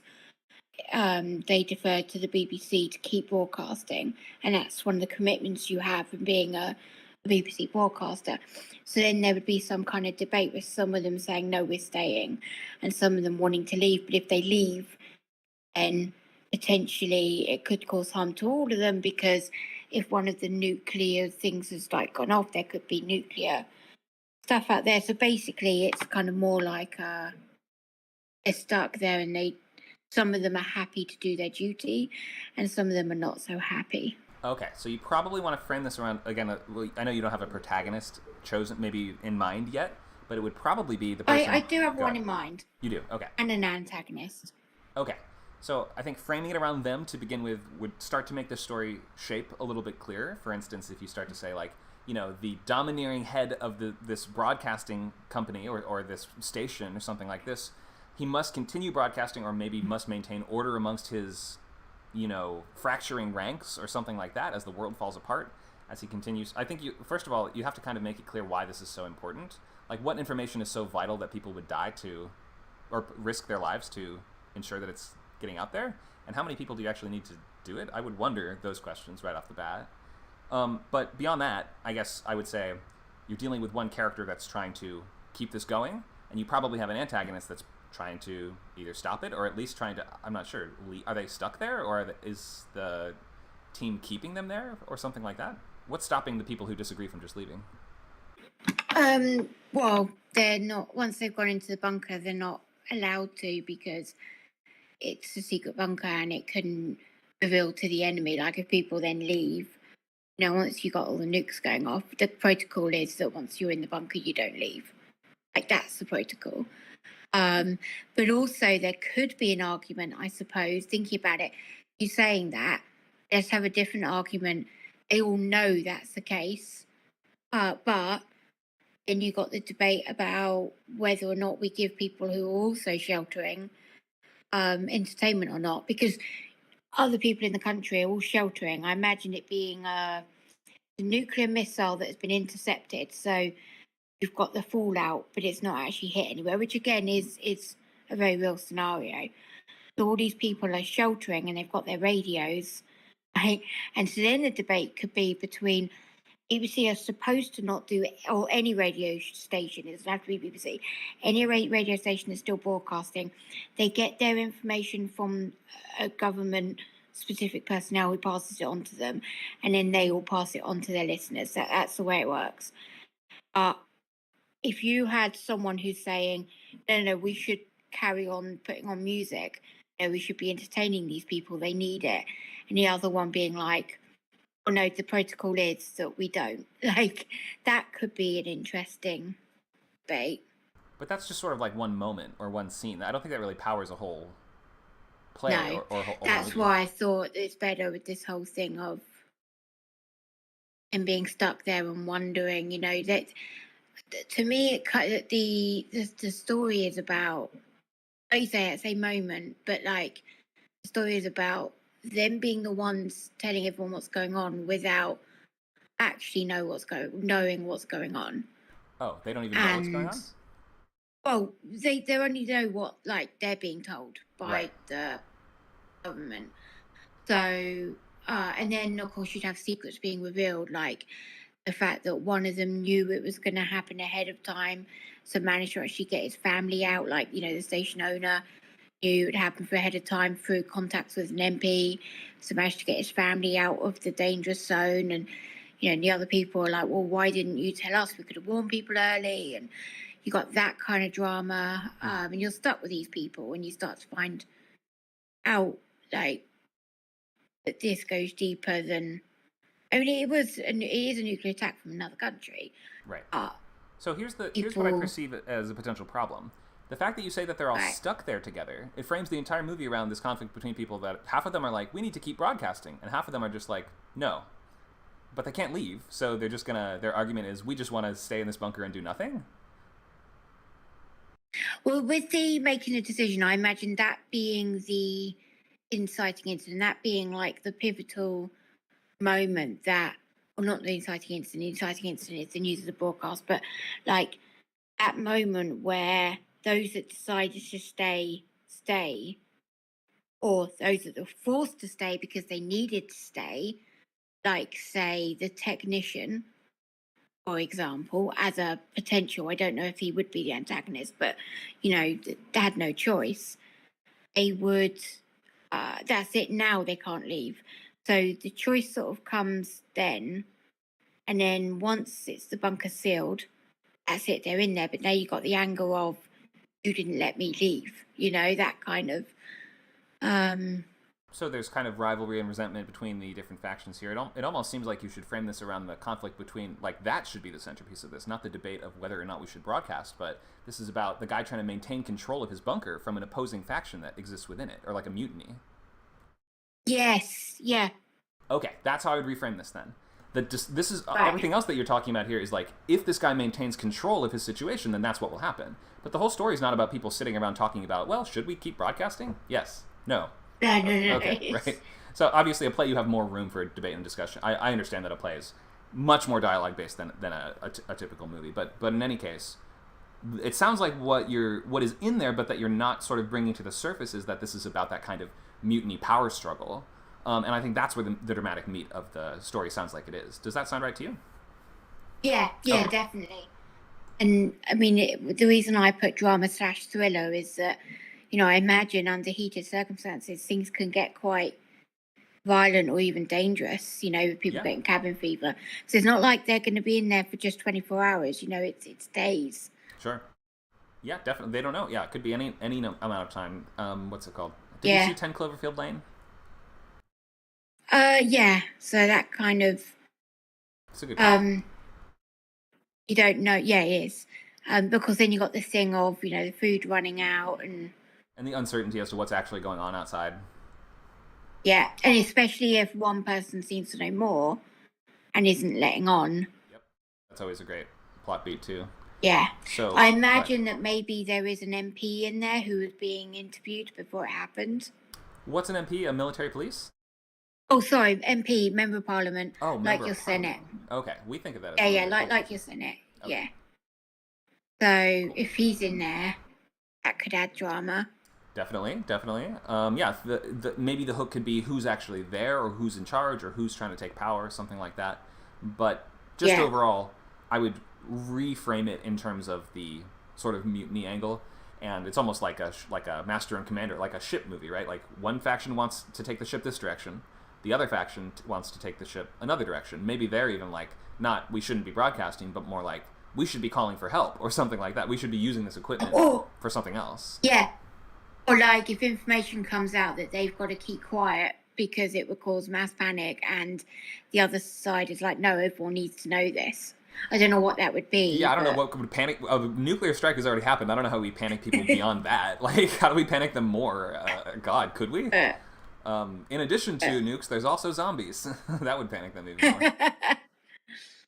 Okay, so hope that helps with just the presentation of the idea. I think the idea is strong, and like it's there's a strong core there. I think it just comes to how you explain like what that external action is beyond just that discussion and the debate. Yeah, definitely. Thank you very much. That's really helpful. No problem. Thank you so much for sharing. Let's keep going.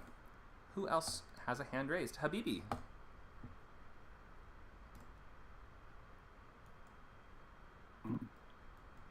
Hi, what's up? Hi. Hello. Can you hear us okay? Yeah, I hope my mic is okay because my laptop sometimes acts up. No problem. Yeah, But I you can sound fine. change to phone. Okay, Seems good. What have you brought to pitch all today? right. So I brought the log line for the red door, which is wait, I can like. Have you seen it? Wait, I can like answer it. A so longer you one can- here. I think you said here's a shorter version. So maybe there is a shorter Yeah. one you posted below. That's the shorter version. That's it. The Okay. longer version was like 3 times its length. Okay. No problem. Also, I'm sorry that it's like not in the perfect format, but I will definitely like do this. Yeah. So yeah, okay. The Red Door, psychological thriller horror. It's kind of like Fight Club, Taxi Driver, maybe some other stuff. I don't know. In a life marked by disdain and unhappiness, I discovers a mysterious red door in his apartment. Each step through it offers him revenge on the people who seemingly wronged him. Every step out, he is met with a new reality. If he steps inside, he can torture and kill the person he is hating the most at any given moment. That person afterwards suddenly respects and admires him in real life. A dark and twisted story about the inner self in conflict with the outer world. That's a crazy premise you got there. I've never seen one exactly like that before. Kudos. I think I need to read through it again to understand all the pieces there, though, because there's a lot here. Obviously, this is like 6 different sentences, whereas the idea is that we want to try to combine this into one solid, coherent sentence. So Okay. let's see the basics. Okay, so in a life marked by, so he's disdainful and unhappy. He finds a red door that when he goes through it, he goes into like a sort of alternate dimension where a person that he's thinking about hating the most kind of is, and then he can kill that person, and when he goes back through the door into the normal world, the real life version of that person is now nicer to him. Is that right? Yes, Okay. exactly. And it's about like, sorry. Maybe Death Note is a good comp, do you think? Yeah, it's also like kind of Death Note. True. And just like Death Note, sorry for the spoiler, but I don't think Ty goes out of this movie unscathed. Okay. I haven't actually. The idea I've never is, watched it. I'm not an anime guy, so I've not seen Death Note, to be fair. But I know the basics of it's sort of this wish fulfillment. That's like, what if you could kill all the bad people that you don't like, right? Like, I think that's sort of the same. Yes. Basic idea here. And it's like the first person is like when he tortures the first person, the viewer is still on the main character's side because he thinks, oh, this guy was super condescending to him, whatever. But after the first one, he goes on to a power trip where he just fixes all the broken relationships in his life by being a very, very bad person. The thing is that he never gets feels the consequences in the outer world. He feels the consequence by feeling super guilty, and just like it's a hollow version of reality. And the idea is that in the end he finds himself in the torture chamber, and his inner demons win over his ideal of being a good person, because what it's about mainly is the disparity between wanting to be a good person and wanting to seem like a good person and being admired and being loved as such. And that's the basic premise. And the door is like a symbol of fixing a broken relationship and going the easy way by fixing it with violence. Yeah. I see. So to begin with, I mean, we don't have to get too much into story. I'm not sure if you've written the movie already or anything like that, but and so we don't have to get too much into story notes. But I would say I'm not so sure the audience would be rooting for your character if he goes through this door and, not knowing the rules of the world, his first actions are to torture and kill someone. Like, that's how he kind of figures out how it works, right? There's no instructions that he gets? No, like there's like I showed you now the shorter version of the like I had like a full synopsis on. There's like a sign on the door that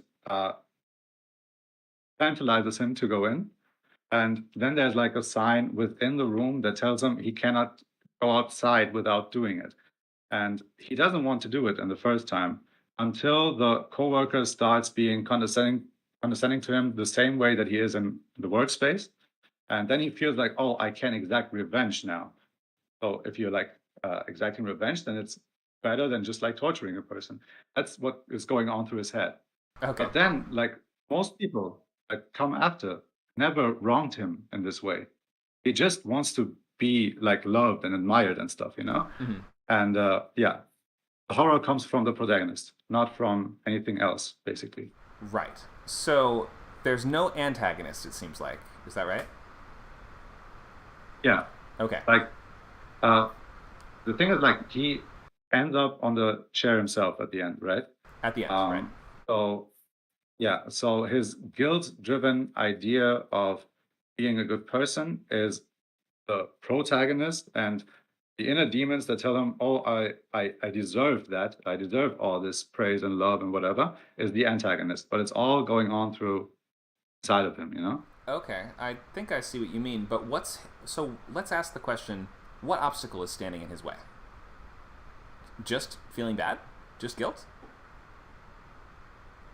Yeah, like guilt and never being able to enjoy the real world, and also like being disgusted by it because he knows as a human being he should feel the consequences, but the consequence is that everybody's just like nice to him.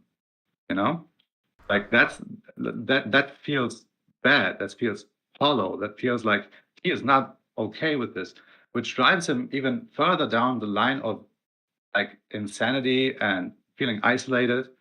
And it just like it doesn't fix anything. He gets gradually worse throughout the movie. Yeah. So I'm still not clear what is the problem and what's standing in the way. It sounds like you're saying this is kind of like, have you seen Nightcrawler or a movie like that where it's kind of like a villain protagonist story where they get worse and worse over the course of it? Is that kind of what you're doing here?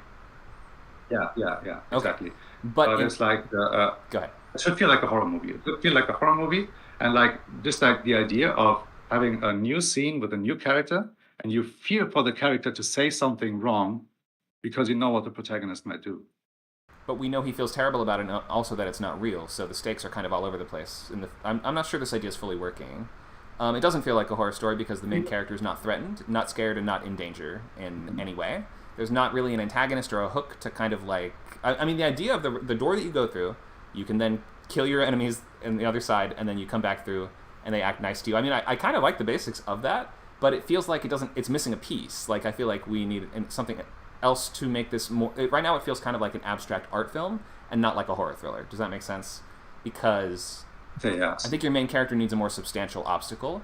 Could that be someone else that has access to their own door, or somebody that's trying to expose him for what he's doing? Could that be there's more consequences to the torture and killing beyond just him feeling bad about it? You know what I mean? Like, maybe every time you do that, I don't know, it's making his body decompose, or it's making him go crazy, or it's making those people in 6 days after he does the murder, they turn into zombies, or I'm not sure. Like, it could be anything, right? But just the main character feeling bad is not really a great escalating set of stakes for the movie if he's the one that continues to choose to make himself feel worse and worse. And then you're saying it's not quite squaring how that movie would progress in a way that escalates, like moves the stakes up properly. The main character feels like he's sort of doing this all to himself, and then the obstacle is that he feels bad that he's doing something to himself. Do you see how that doesn't quite square as a horror thriller? See? Okay, so you can find a way to make it work. I think you just need to find one other piece here. I'm going to recommend, if you haven't seen Channel Zero Season 4, it does involve this cool, like, magic door that just shows up overnight in this couple's basement. And then they don't know what... They're trying to get through it, like, the whole first episode. They don't know what's on the other side, and, like, it's a really cool mystery that we build up around what it does.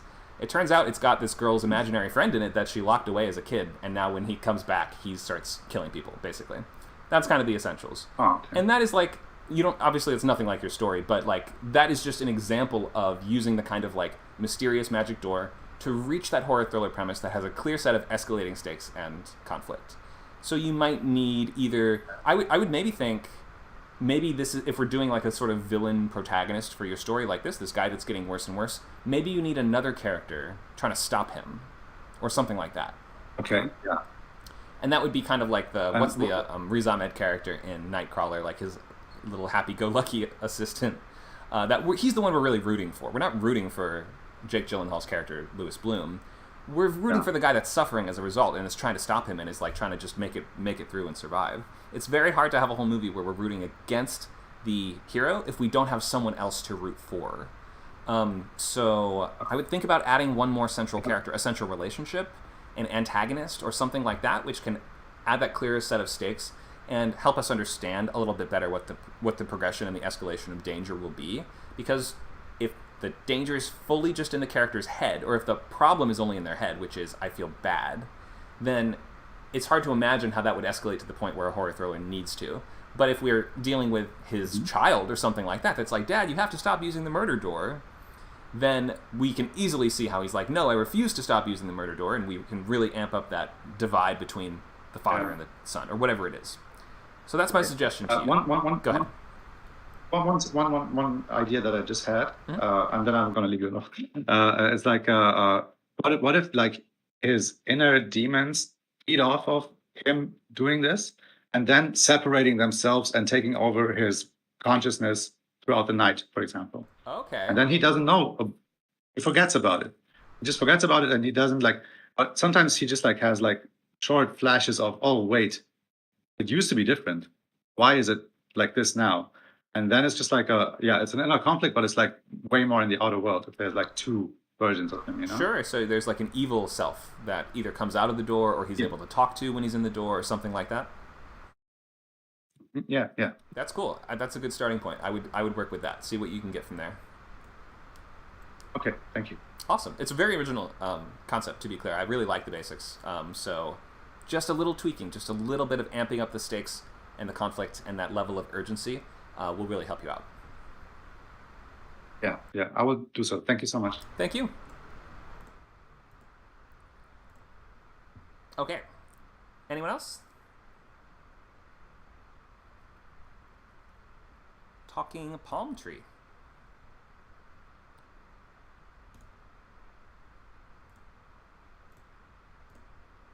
I've invited you to the stage. Hello. Here I am. Okay. Hey. Do you have a logline to share with us, or a pitch, or something in text that I can paste on the screen? Yes, right here. Okay.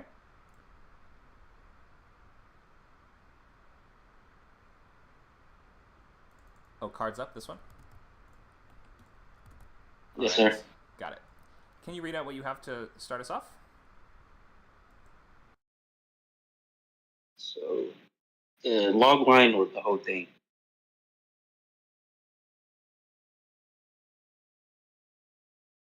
So, the title's Cards Up, the genre's drama thriller.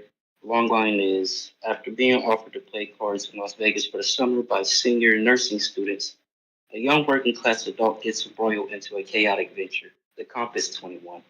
I like that movie. All right. Thanks for that.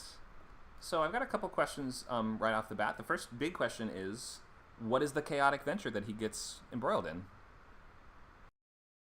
So it's the basic moral of greed, basically. When he gets his own cut of the money, he starts changing. He lets the money starts changing who he is. So throughout the movie, he starts becoming somebody you're not familiar with anymore. Okay, so he starts getting greedier and maybe doing criminal stuff, you're saying? Yeah, greedier. Yeah, he commits a crime as well, not him, but one of the students commits a crime, thinking murder. They're going to try to hide that up, but... Oh, there's a murder? Yeah. Okay, I would mention the murder in the logline, because that sounds pretty important for the story. So I would maybe even start with that, if that's kind of like the inciting incident, like when a member of his, I'm not even sure what this is, class group, something like that, when a nurse in his... Go ahead. He got offered to play cards in Las Vegas in a psych ward, and some nursing students came over to his table and started playing spades with him, and or some type of card game, and they was mesmerized by the fact that he is good at it.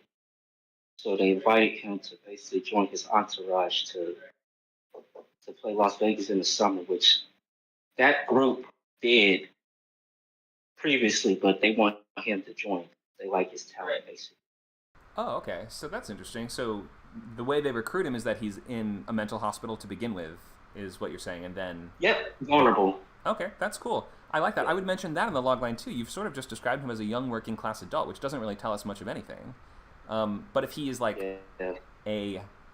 I'm not sure, do they spring him out, or does he complete his treatment on his own, or like, I'm not sure how they get from A to B.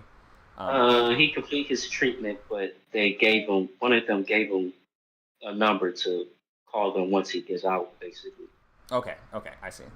So I would try to include some of the stuff, and also the murder, like, for sure, if that is at the center of the story. I think you maybe just haven't been very specific in the logline, or you've held a lot of information back.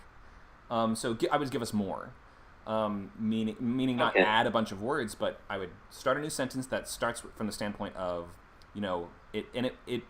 you can frame the inciting incident as a couple things. It depends how late in the story it is, right? You might start with when his best friend commits murder in Las Vegas, or you might start with when he's recruited from a mental hospital by a group of aspiring card shark, whatever it is. Then I'm not sure exactly how you'd get to the murder from there, but the what's the main character trying to accomplish would be a question we're trying to ask here. If you tell us he gets embroiled in something, that tells us the type of situation he's in, but it doesn't tell us what he's trying to do. Go ahead. So he has been alone, I would say all his life, but most of his young adulthood has been alone and been dealing with depression and anxiety. So for them to offer him the chance to basically go to Las Vegas and basically like a fish out of water, he feels like he just hit the life jackpot. Like this is going to make him feel important, feel like that he is popular, that he got friends, that his life is going up, that he's moving up in the world, basically. Because he's working class. He don't really have friends. He's really not really tight with his family. So I would ask the question: is he trying to exonerate the murderer? Is he trying to prove that the murderer is guilty? Is he trying to just get away scot-free without any consequences? No, the whole group is trying to hide it so they all don't go to prison. Oh, okay. Is he on their side, or is he acting against them? Oh, he's on the side. He's on their side. Okay, so he's trying to help them get away with the murder? Yeah, pretty much. Okay, I would frame the logline around that. Because that sounds like, you can definitely include the idea that they recruit him to help them win at cards and things like that. But if the main action of the movie, the main meat of the second act is going to be, we're trying to hide the body, we're trying to clean up the bloodstains, we're trying to avoid the questions from the police, stuff like that, then I think we kind of need to see that in the logline, or at least suggest that the middle of the movie is going to be him helping them get away with this crime. Yeah. And therefore, we have a pretty clear set of, finish line and goalpost. We know you've gotten away with it if, the police stop asking questions, or maybe they get back home and the police don't find out, or something like that, right? So it's easy to see what the progression of that story would be. Go ahead. And I also have the idea of them, because you see in the movies is where they start breaking down afterwards. All their sins comes to light after a while. Basically, is that murder basically open up a lot of their personal lives, nursing students' lives, and they start basically break it down. You've seen that a lot of movies, so that's also part of it too. Okay, cool. That sounds great. I think that works fine. I would just sort of re-center that in the logline here, and give us more specifics. Like telling us just a chaotic venture doesn't tell us much. You might want to tell us, when a member of his card shark group commits this murder, he must help them cover it up, to get away with it scot-free in order to, avoid getting arrested, something like that. So I would reimagine the logline somehow along those terms, and therefore we'll just have a clearer idea of what the movie is. All right. Cool. Any questions? No, that was it. Thank you. Great. Thanks for sharing. You're welcome. Okay. We have time for more. Any more hands raised? I saw some a minute ago. Shazadi, go ahead. Are we ready to look at, is it still contained horror and thriller? Or, Carmen said I can go ahead of her. Okay. But yeah, so is it okay to... Oh yeah, Nacho said you're finished with it. Okay. Yeah, I think we're through most of the horror thriller pitches, so whatever you got. Okay. Yeah, I can repost it. I did put in my 3 log lines, but I'll put it again. Yeah, if you could repost it or tag me, that'd be great.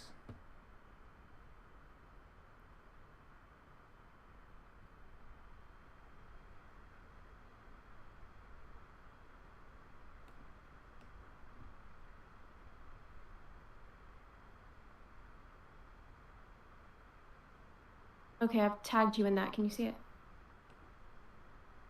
No, I actually can't. Okay, I'll do it again.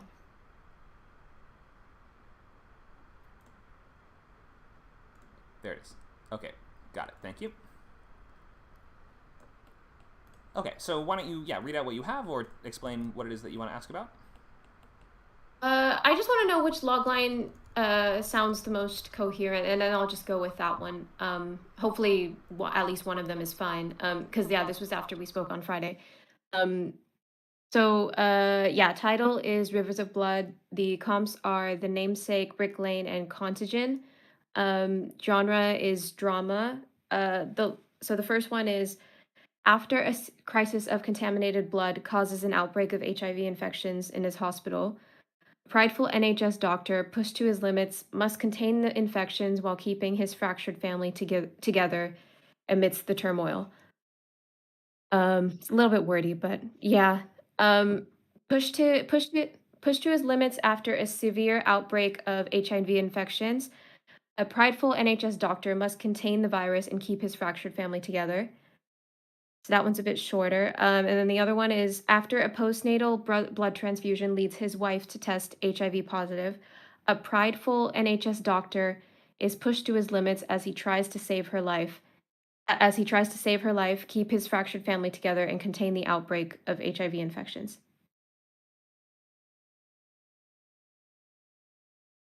You repeated a phrase or two. You definitely said HIV infection twice in the last one, didn't you? Maybe you could even just say to contain the outbreak. Okay. Okay. It says she tests HIV positive, but like it doesn't say there's like an outbreak in the hospital. Oh, that's true. in that first bit. Right. I got it. Okay. But you could say like at the peak of the HIV crisis or something like that. Mm-hmm. A postnatal blood transfusion leads his wife to test HIV positive. You could just say infects his wife. Something like this. Okay. So I think the second one you were on the money. Pushed to his limits after a severe outbreak of HIV infections. Totally get it. A prideful NHS doctor must contain the virus and keep his fractured family together. The one thing it doesn't mention is the thing with the wife, I guess, which is important as well. But I wonder if it works without it. It might just be fine as it is. It doesn't exactly say why his... I guess you're suggesting that because he's pushed to the limits, that's why he has to keep the family together. So wait, actually, I think I do get it. Yeah, I think the second one works quite well. Okay, all right, I'll keep that one then. Nacho said it feels like we're missing the fact that this one is of the first infections in the country/region. I mean, I'm not completely sure about that. I do know that that's when it's like 1980 was kind of when it was new. But like my idea was more that this has been an ongoing thing for like maybe a year or so in the hospital. So like it's kind of normal, but the point is like there's suddenly an outbreak in the hospital. Mm-hmm. Does that work? Yeah, no, I get it. I'm with you. Although it does seem like are they still trying to figure out what the virus is? So yeah, I guess I mean in this one normal would be yeah,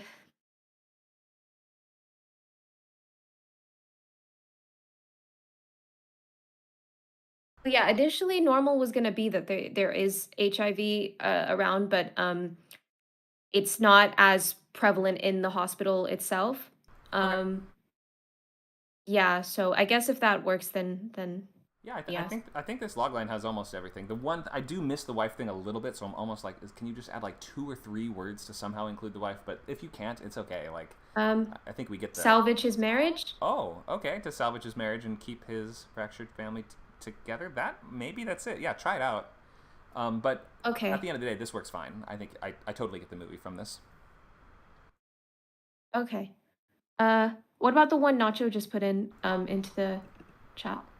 Pushed to his limits after a severe HIV outbreak in 1980, a private NHS doctor must contain the virus and save his infected wife. That's pretty good. What do you think? Okay. Do you like it? Yeah, that's fine. As long as like that makes it clear though that like as long as it can still be that that HIV is still a thing in the beginning, and it's just that the hospital itself is having an outbreak. Yeah, I think it helps just set the context for where the world is at, and like the fact that we're not like, even though it may have been around for a couple of years, we're still very new to understanding it and treating it, right? Okay. All right. Yeah, I'll keep that one. Cool. Yeah, I think Nacho's rewrite's very good. Any other Okay. questions?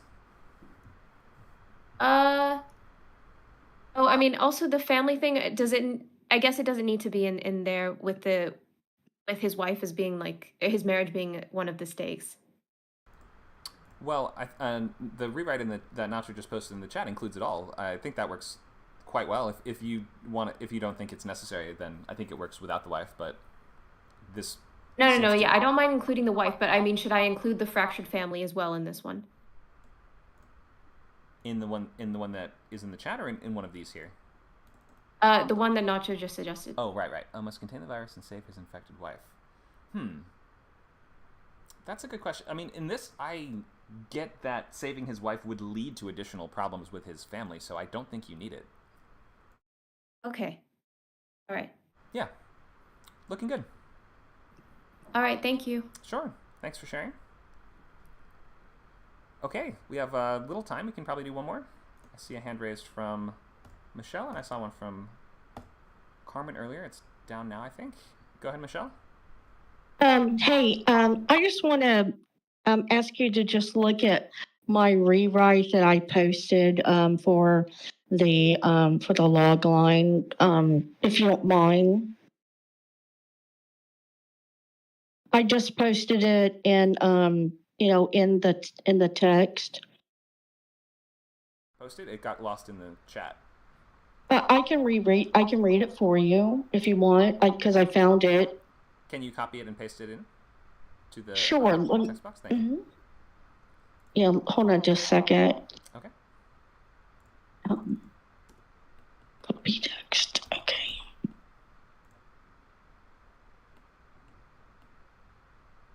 Okay, got it. Thank you. Okay, why don't you read it out for us? Okay, horror erotic thriller. A cop must solve a series of strange murders. No, I'm sorry, a cop who must solve a series of strange murders suspects that his lover is guilty. Okay. So this is leaving out quite a lot of details. I like how succinct you've made it. Like, good job cutting out a lot of words and excess info, but it's not quite enough. Okay. We need a couple things. One, an inciting. So I would go back to the template and start with the inciting incident, right? So the thing that kicks the story off. Is it him getting into the relationship? Is it him realizing there is a killer? You might have to kind of make some choices there. We don't have to solve all the problems right now. Like, it's okay to not.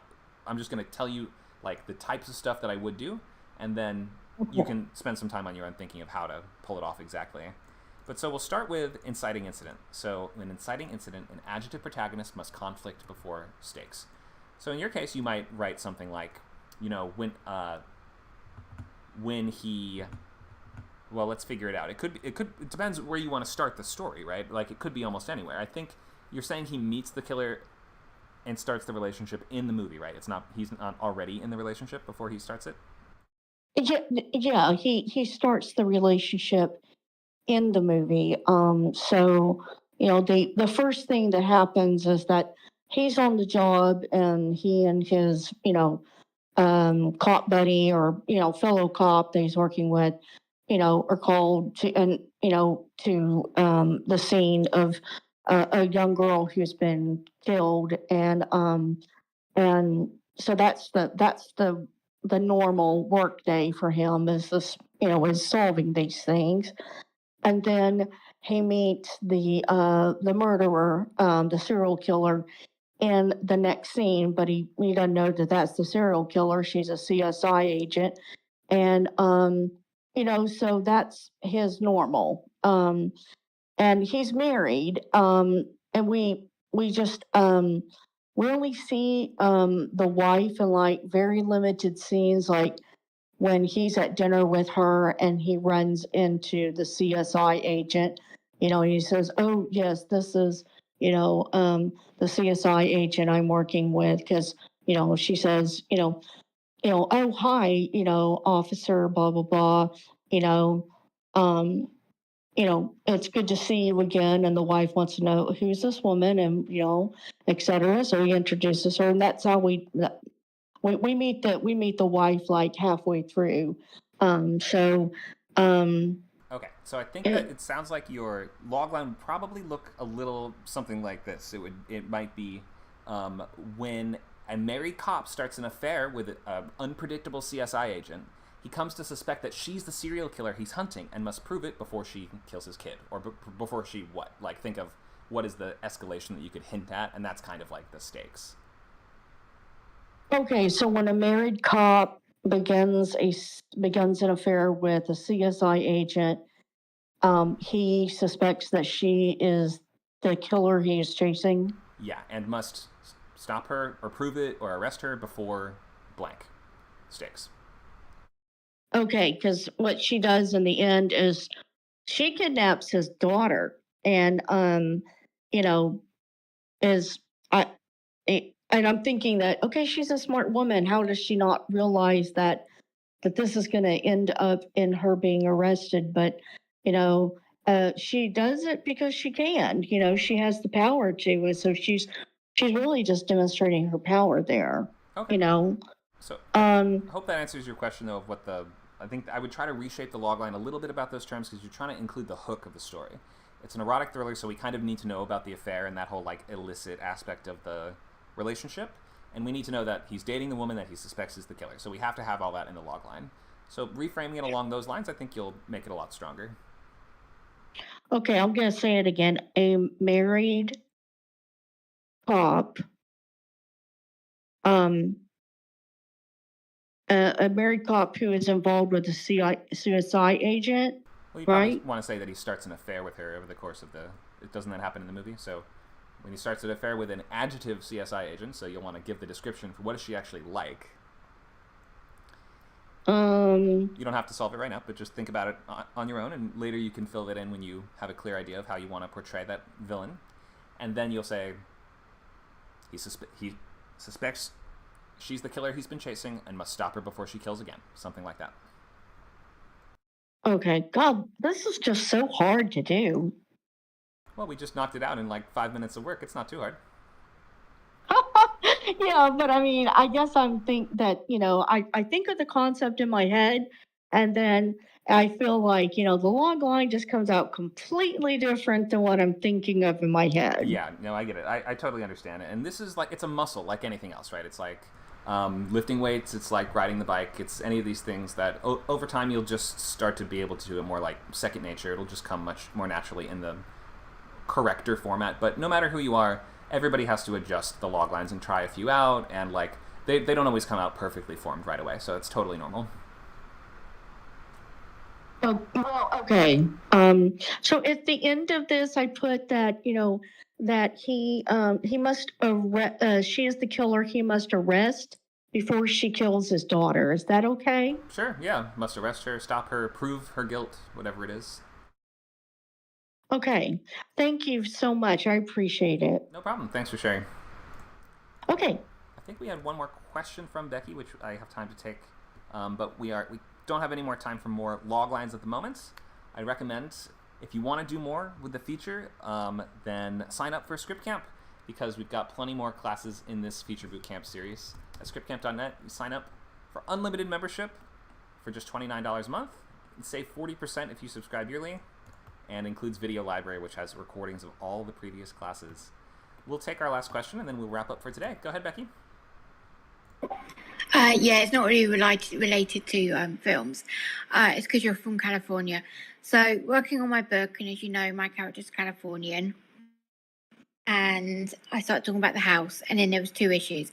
So first of all, what do you call the floor that is above the bottom floor, the ground floor? The second floor. Yeah, that's a problem. Because in England it's the first floor. That's going to be a problem. Okay. Right. Yeah, that's a little unusual for us. We normally, although in an elevator, sometimes it will be marked G and not 1, though. So, but it goes G then 2. It's not G then 1 then 2. Right. Yeah. We have ground floor, first floor, and the problem is she's American, so she'd say second floor, but that'd be confusing for my British readers, so I might have talked to my editor about that. Okay. The second thing, find a way just to not mention it. The second thing is, when you get up the stairs into the second floor, whatever, that bit that's like you get up onto that floor that then leads to all the houses. Would you call that a landing? It leads to other houses? Sorry, other doors, other bedrooms, other doors. sorry. Oh, yeah. So, like the platform at the top of the stairs, or sort of like in the middle of a staircase where there's a sort of plateau that then leads to another staircase that goes up more? Yeah, that's a landing. No, the actual top when you've done the whole flight of stairs. Oh, I think also a landing, but I'm not 100% sure. Okay. And then, obviously you have a basement or cellar. I'm assuming you call them both. Yeah, completely interchangeable, though cellar does have the implication, I believe, that it is accessible from an exterior door. I don't know if that's always true, and maybe that was only historically the definition of it. Nowadays, people will kind of say either one. A cellar is sort of like more separate from the house or accessible from like the barn-style doors that you pull up like that, whereas a basement is more like you go down steps in the house into the cellar or into the basement. But then again, people conflate them all the time, so it's not a really strong line between them nowadays. That's cool. We call it a basement, so that works. And then the last one is the loft, the attic. If it's been transformed into a bedroom, would you call it an attic bedroom? Oh, we could. I've never heard that term, but it makes sense to me. We would say loft sometimes, but loft can also, more often loft will refer to if you have like, gosh, I'm not even good enough with architecture to explain what it would normally be, but like when you have, for instance, an area that's a raised up area in your house that might be like sort of on top of another room almost, and it's like sort of, I don't know if I'm even explaining it well, but like you sometimes have a bed up there, or you sometimes have like a hangout zone. Basically, it's the room. Go ahead. It's the room that is the. It's not normally a room because it's where the loft, where the ceiling kind of comes down at the diagonal angles, so the roof comes down at diagonal angles. So it's a room that in some bits you have to duck because you have the ceiling is like a triangle shaped. Right. So. But attic bedroom makes sense to me. Loft bedroom, I get it either way. Okay, cool. Thank you. Sure. I like that. Oh, at the end, it's like trivia. We have a little trivia segment. Yeah. Okay, thanks for that, Becky. So we are wrapping up. Thank you so much for everybody who pitched and shared their ideas and stuff like this. I know it's not always easy to share an idea for feedback and to hear your idea doesn't work. You need to change this and this. So thank you all for doing that. We have plenty more stuff coming up on ScriptCamp, WordCamp, and our many other different servers. So I'll just leave you with a list of some upcoming events. Every Friday from 6 to 8, Saturday 12 to 2, and Sunday from 11 to 1, that's this current slot. That's going to be our normal bootcamp sessions, so novels, TV, and features. We run 90 days for the novel class, 8 weeks for the feature class, and 6 weeks for the TV. And at the end of each of those, you will have a brand new, finished, rough draft. It's not going to be like, ready to sell for $1 million. This is hard work. We're not trying to guarantee any results. This is all just like going to the gym, right? This is practicing and repetition and building muscle memory. So these boot camps are a great way to do that. We also do have lots of free and sort of one-off classes like this one that you're in right now. So if you want to just stick around for those, that's totally fine. And we have plenty of other events that happen during the week, like script swaps, readings, and workshop groups and genre meetups. So there's plenty of fun stuff to do around the server, even if you're not taking the classes. But again, thank you all for coming, and we will wrap up here for today. We hope to see you soon for the next one. We have lab on... Oh, sorry, today's Sunday, actually. We don't have lab today. Yay. We have table read at 2 p.m. today. Thanks a lot, guys. Hope you got some good feedback on your ideas or this pointed you in the right direction, and we'll see you soon.